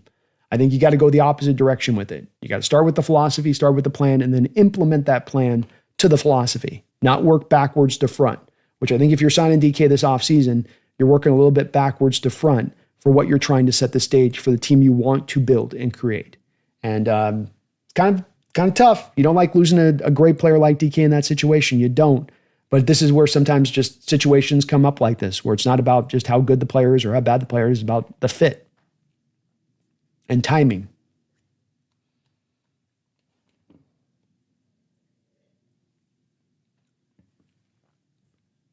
Next is I was listening to the PFF podcast, and apparently the center position is looking loaded for the next year's draft class. Food for thought. Ooh, that gets me excited, Nick. We haven't had a loaded center class in quite a bit of time. So getting one of those would be good. Martin, if we could bring in a nose tackle or cornerback, which would be the higher priority? I've been saying nose tackle, but our cornerback group worries me. It's a good question. Cornerback would probably be it for me, Martin, just because I feel like the team is going to eventually slide back to throwing Jaron Reed into the nose tackle position, partly because I just can't think that they're going to be as silly as to force Byron Murphy to go another full season at the nose. So I think you already kind of maybe have your answer with Jaron sliding back there with Hankins, and that this might be already kind of cleared up. Whereas if you can go get the cornerback, especially going getting a cornerback that's not Rasul Douglas or Shaquille Griffin, but a guy more in alignment close to what Jalen Ramsey is right now, you can go get a talented guy like that. I think that has more of a difference-making element onto your team versus going out there and getting a passable nose tackle. You know. Caterwauls and King Bomber says, yeah, absolutely. Byron Murphy is our third 3-tech, and our 2 backup edge rushers are both in a similar tier to the 2 Rams starters. Yeah. I mean, it's just, you're stacked to the nines there. Jaron Reed in there as well. I mean, 4 deep off the edge. We built this thing up, man. I like some of the players in the Rams. Yeah, Kobe Turner, Braden Fisk, Verse, good players. Byron Young's pretty good. Had a little bit of a sophomore slump, I feel like. It wasn't bad, but a little bit of a sophomore slump versus the rookie year. But I think we got a little bit more depth there. Gang says, Poona Ford's overhyped, man. Jesse and Jake talking about him like he's the biggest steal of free agency. There's a reason we let him walk. Amen, man. And I like the year he had in LA with the Chargers. Impressive, King. It was impressive, but that's not also the standard that he's played at throughout his career. And the year that he did have there with the Chargers, while impressive, he did nothing with the Buffalo Bills the prior year. I mean, he couldn't even get on the field with the Buffalo Bills.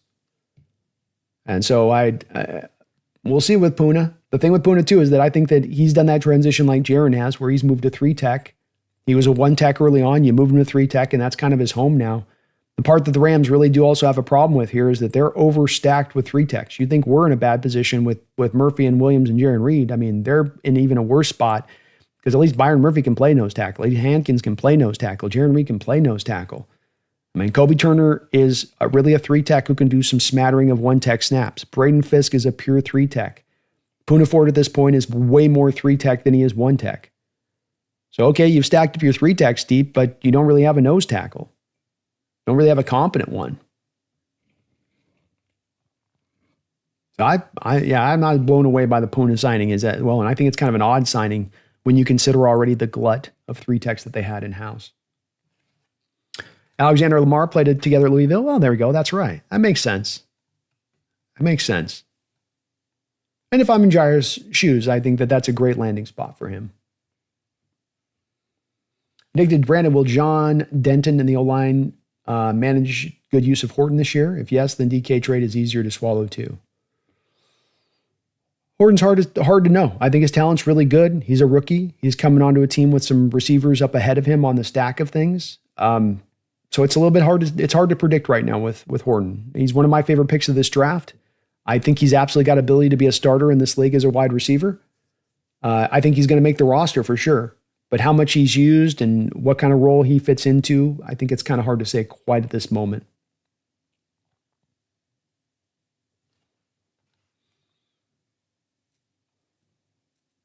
Steven says, I agree with the depth in our D line. Only Seattle Seahawks fans can see it. Go Seahawks. Go Hawks, Steven. They're underselling us, man. I tell you, they're underselling us. King, Reed is still an excellent 3-tech for our rotation. Nobody behind him if we move him to the nose tackle. Well, I mean, the guy behind him is You're going to have Byron Murphy then as your 3-tech. So your snaps between the 3-tech would go Leonard Williams, Byron Murphy, and then you'd have a couple of snaps in there left over for Reed. Whereas last year, the couple of snaps left over, King, were for Byron Murphy. That's how you kind of rolled it last year. So Reed's played really good 3-tech. I think Byron Murphy's got more upside as a 3-tech than Reed does. Reed's above average as a 3-tech for sure. I think Murphy's got some star potential as a 3-tech. And I think Reed can be a very passable player for you as a nose tackle. So I would just move it that way with it, where you like the upside of Murphy a little bit more than what you know you're getting in Reed there at the 3. Sean says, also the players have to want to be here. I personally think DK and Gino are ready for a change of scenery. I do. Yeah. That's where we come down to where, there's that somebody's got to be the bad guy in this situation. And it's like, that doesn't always have to be the way it is. Sometimes there can be just a mutual parting of ways and the timing is just right. And where you were team didn't make a lot of sense to get those guys on contract extensions in that way. But also from their perspective, a change of scenery made a lot of sense. Because I think in both DK and Gino's case, you could say with both those two guys that in their time in Seattle here, Gino's 3 years and DK's entire time here, that you didn't always do the best of job of maximizing what they could bring to the field because the supporting parts weren't up to snuff. And that can wear a player out after a couple of years and get them going like, let me go to a different organization that might actually be able to do that.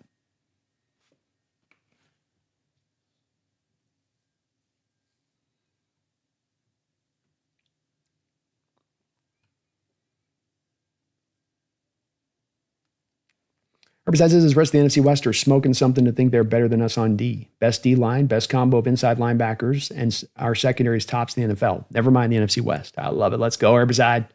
I agree, man. It's a minimum top 10 defensive unit with absolutely a top 5, if not better, upside to it. You return every starter. You bring back Uchenna Nwosu on top of that there. You got Jaron Reed. These aren't starters. These are good quality, high-end backups. Then you throw DeMarcus Lawrence in on top of it. Get out of here. Get out of here. Nick DePuna Ford's got the coolest name of almost any former Seahawk that I can think of. He does. Max Strong is kind of an all-time winner. I don't know if it gets more football name-like than Max Strong. Nick says John could be waiting to see how the season pans out. If things go bad for some teams and coach gets fired early, could be some fire sales happening. Bingo. Powder dry there, Nick.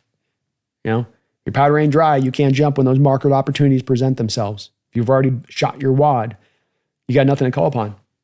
I agree. I think that John has really hardlined himself over the years into understanding that, and he's mentioned this, team building is a 365-day-a-year situation. And so you need to be in a position to be able to team build at any point in time in that 365 days, which means cap space, which means flexibility. And John, I think, has understood that, and that's been a lesson he's learned through the years. And one I agree with him on. Quite ardently, actually. I could see it going that way, Nick.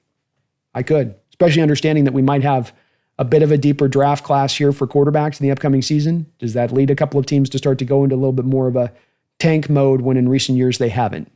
Because they're trying to go get one of those QBs. Steve says, I think Harbaugh knows how to give a guy 3 plays.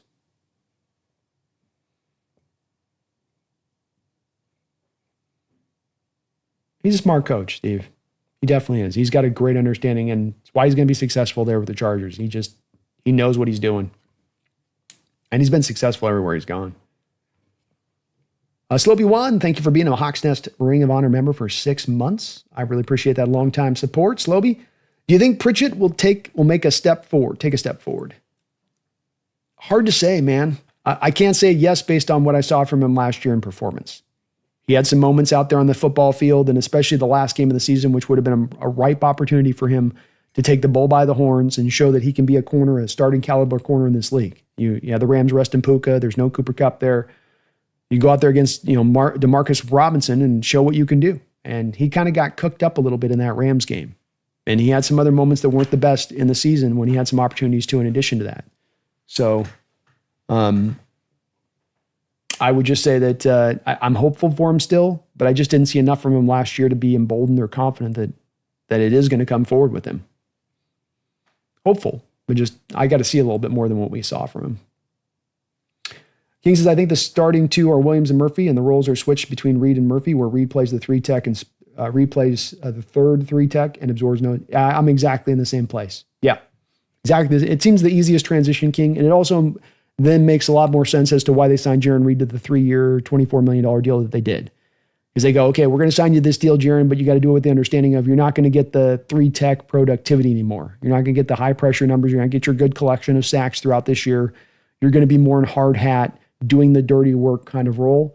Do you want to accept that if we pay you now for that? We're paying you now acknowledging that you're getting a little bit more money because we're asking you to play that role. Will you do that? I'm definitely reading between the lines on this one and making a guess, but it just seems like the smart approach to go to be able to make sure that and ensure in the future you're not relegating Byron Murphy to being stuck taking on double teams, not just a predominant amount of his snaps, but like 85%, 90% of his snaps. Dick to Brandon, love the Murphy at 3-tech 2026 campaign. Get Murphy one-on-one matchups instead of being the inside double team sacrificial lamb. You got to do it, man. You drafted this guy with John Schneider saying this, we got the best defensive player in the draft. You don't take that guy and go put him in a place where he can be very easily neutralized. You put him on bright display to let him go cook and light the world on fire. And between Leonard Williams and Byron Murphy, there's plenty of snaps there to get each of them essentially starter snaps from the 3-tech position to keep them fresh, to keep them at their best. Addicted Brandon, Max Strong is good, but it always triggers that damn Max Headroom TV. And I hate the way my brain works on these things. Puna. And Puna's good too, though, man. It's a good one as well. Rain says Schneider butchered those 2 corner picks last year. Definitely weren't the best of selections. I mean, you're taking guys late in the draft. I know we've had some really good success with those 5th-round guys in the draft at times, Reek Woolen or Richard Sherman. But it is also a place in the draft where when you're selecting guys late like that, you're gonna pick for where you're picking. You're gonna get what you're picking out in the draft, and you've gone through the prime corners at that point. You're taking more of kind of flyers on guys when you get into more of that 5th, 6th round range of things. Less reason to have a lot of hope that those guys are necessarily going to develop. You'd love to see it, but it's kind of more of a rarity than it is the rule of thumb that those guys become solid pros. Nick says, I wouldn't mind if Sam plays just as well as he did last year with us, and Geno has his best season to date in Vegas. Feel like both are in situations to succeed. Rooting for them. Me too. Me too as well. And I could see it going exactly that way with it. 100%. Geno's got a good situation set up for them, I think, there are the Raiders. That line's coming along, pretty legitimate. He's got Ashton Genty there as his running back, Brock Bowers. I mean, those two things, Jack Besh they drafted. I think he's going to be solid for them from the jump. I think they're in a good position. Really good position. King Bomber says, hot take, Pritchett gets cut. I could see it. I didn't see much off of him on the field last year. And that last Rams game was kind of a tough look for a guy that wants to crack through. Martin, I wonder how many spots are actually up for grabs and who surprises us to make the roster. Me too. There's always a couple surprises, Martin. You know, there always is a couple surprises. And that corner room is the one where there's where it's definitely an opportunity there for somebody to come jump forward and take advantage. Herbicide says the hot take cuts are more than just Pritchett. K-Mac, Bobo, Ivy are all on that list. I could see it, Herbicide. Especially because I really do feel like we're going to probably go lighter at the receiver position and potentially go lighter at the running back position. And that's where Bobo and K-Mac looking at that going, oh man, this might get a little bit tough for us. We're right on that edge, right on that line.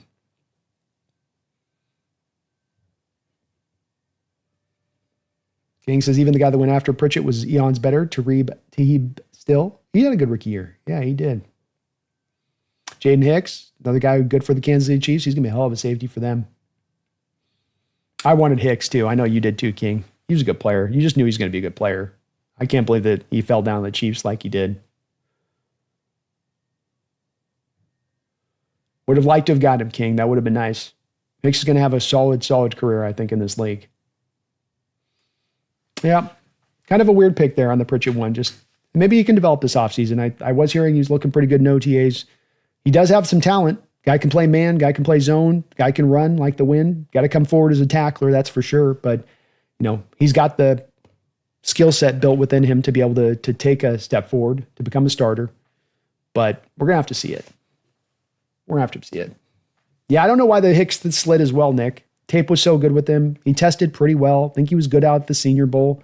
Kind of checked off the boxes that you typically would look to be checked, to be feeling like that you can be confident this is a guy that's going to go do some things. But team just, maybe they just felt more solid at that point where they're at with the safety position and decided not to roll that way with it. Kind of weird. I'm hoping Amari wins Defensive Rookie of the Year. That'd be cool, man. That'd be very cool. Things are probably breaking very good in our favor if he's your Defensive Rookie of the Year. Things are going really, really right. Really, really, really right for us. Well, we'll put a bit of a wrap up on that one. We got a little over 2 hours today. I was going to do a quick show, but you guys are keeping me on with the discussion as you guys do. I always love the talk and the chat with you guys, chopping it up here. But we will be back coming at you tomorrow here. So we will put a bit of button. If you can, again, for me, do me that favor. I know I ask it a lot. I know it's annoying, but if you can, slam, bam, jam, destroy that like button if you could for me. Helps the channel. Helps me show on the algorithm. With YouTube, it is very touchy about what it wants to show on the algorithm, what it does not want. And if you're a long-time channel like me especially, they're going to want to make sure they got the like ratio on there if they're going to present you anywhere else out there. So if you guys hit that like button, it's not an empty gesture. It's absolutely something that helps YouTube then push this stuff out to other places and helps the channel grow in a real major way. And I really do appreciate it. I want to thank Slowby1, Brian Rosenfeld, Feed Me More Seahawks multiple times over, me multiple times over, Roy Froelich, Y2K out there. Thank you guys all for your donations today and all of your support to the channel. Keeping the lights on, keeping us rolling throughout this offseason, and even as a lot of others will time to check out, get onto baseball, and whatever, you guys are staying connected here to me and helping the channel out, helping us keep rolling here. And I want to really thank you guys for that support, along with all of the many members of the channel that we do have here, as well as that has really expanded over the past year. And I thank you guys all for that continuous support here on the channel, helping make this place go in a real major way. We're going to come back tomorrow, taking a look at running the rock. I know I've concentrated a lot on the Seahawks defense, on the key within the Seattle Seahawks defense and stopping the run. This is not merely just a flip to the other side of the coin. It is also about why, and for the same reasons, it's important the Seattle Seahawks stop the run, being that this is also where the game, it's not just about defensive deficiencies within the schematics in regards to sometimes defending the run, but also about where the NFL is at in being committed to the run in general terms. We had more 300 touch guys last year, I think, than we'd had in prior years. Rushing is rising to the forefront more than ever before in the last 10 years. You're seeing 12 personnel being used at all-time high percentages, in addition with fullbacks coming back into the game again and starting to rear their beautiful heads. We want fullbacks in this thing, right? We don't want those things to die away and go away. So they're coming back to the forefront as well. On top of, we know this team is going to be committed to running the ball in just general terms with Kubiak. So we're going to get into the running game. We're going to get into the keys to the running game being successful next year for your Seattle Seahawks, and why it is really, to me, the big, major, important aspect that has to come with the offense next year for this team to reach its ultimate goal of becoming a contender next year if they can get to that mark. You got to run the rock. You got to be consistent in it, and you got to be efficient in it, and you got to attack from a variety of different angles, which I think Kubiak is going to do. So we're going to get into that tomorrow, 12 o'clock. Yeah, I think I was going to do 5 today, but I changed my mind. So we might be doing 5 tomorrow. We'll see how we feel. But 12 o'clock, 5 o'clock tomorrow, we will be back tomorrow, and as well through Friday as well on the show. So we're going to keep this thing running with you guys. I thank you guys for watching. Really appreciate it on that. Let you guys know on just a couple programming notes, I will be coming for training camp. So I'll be at the end of the month there. I think it's the 30th, 31st, and the 1st there for the scrimmage game for a couple practices and then the scrimmage game. So if you want to join me on that, I would love to see you guys out there. I'll be over on the left side of the berm. I'll give you guys some more details of that as we get closer. But we'll be keeping you updated on that, guys, and we'll be doing a meet and greet and all that stuff once I get back up there in the Northwest in another month from now. So until tomorrow, I appreciate you guys watching. I thank you for all of the support and some great discussion as always in the chat. You guys make it roll here in the chat with some of your guys' points and just always keep me thinking, keep me on my toes. And I really appreciate you guys for that. I come away with this as much as a little bit more educated every single time I get to go live and chop it up with you guys in that way. So thank you for that. Back in less than 24 hours. But until that time, please don't ever forget. Don't you do it. Don't you dare do it. About to go on a run, baby. We're about to take this division and put it on wrap the next couple of years. So you better be hyped. You better be ready. You better not be selling your tickets to stupid ass Rams fans or Niners fans. I want that stadium filled with Seahawks fans this year. So don't you ever forget, especially not this year, as we're about to do some really, really nice things. Go Hawks.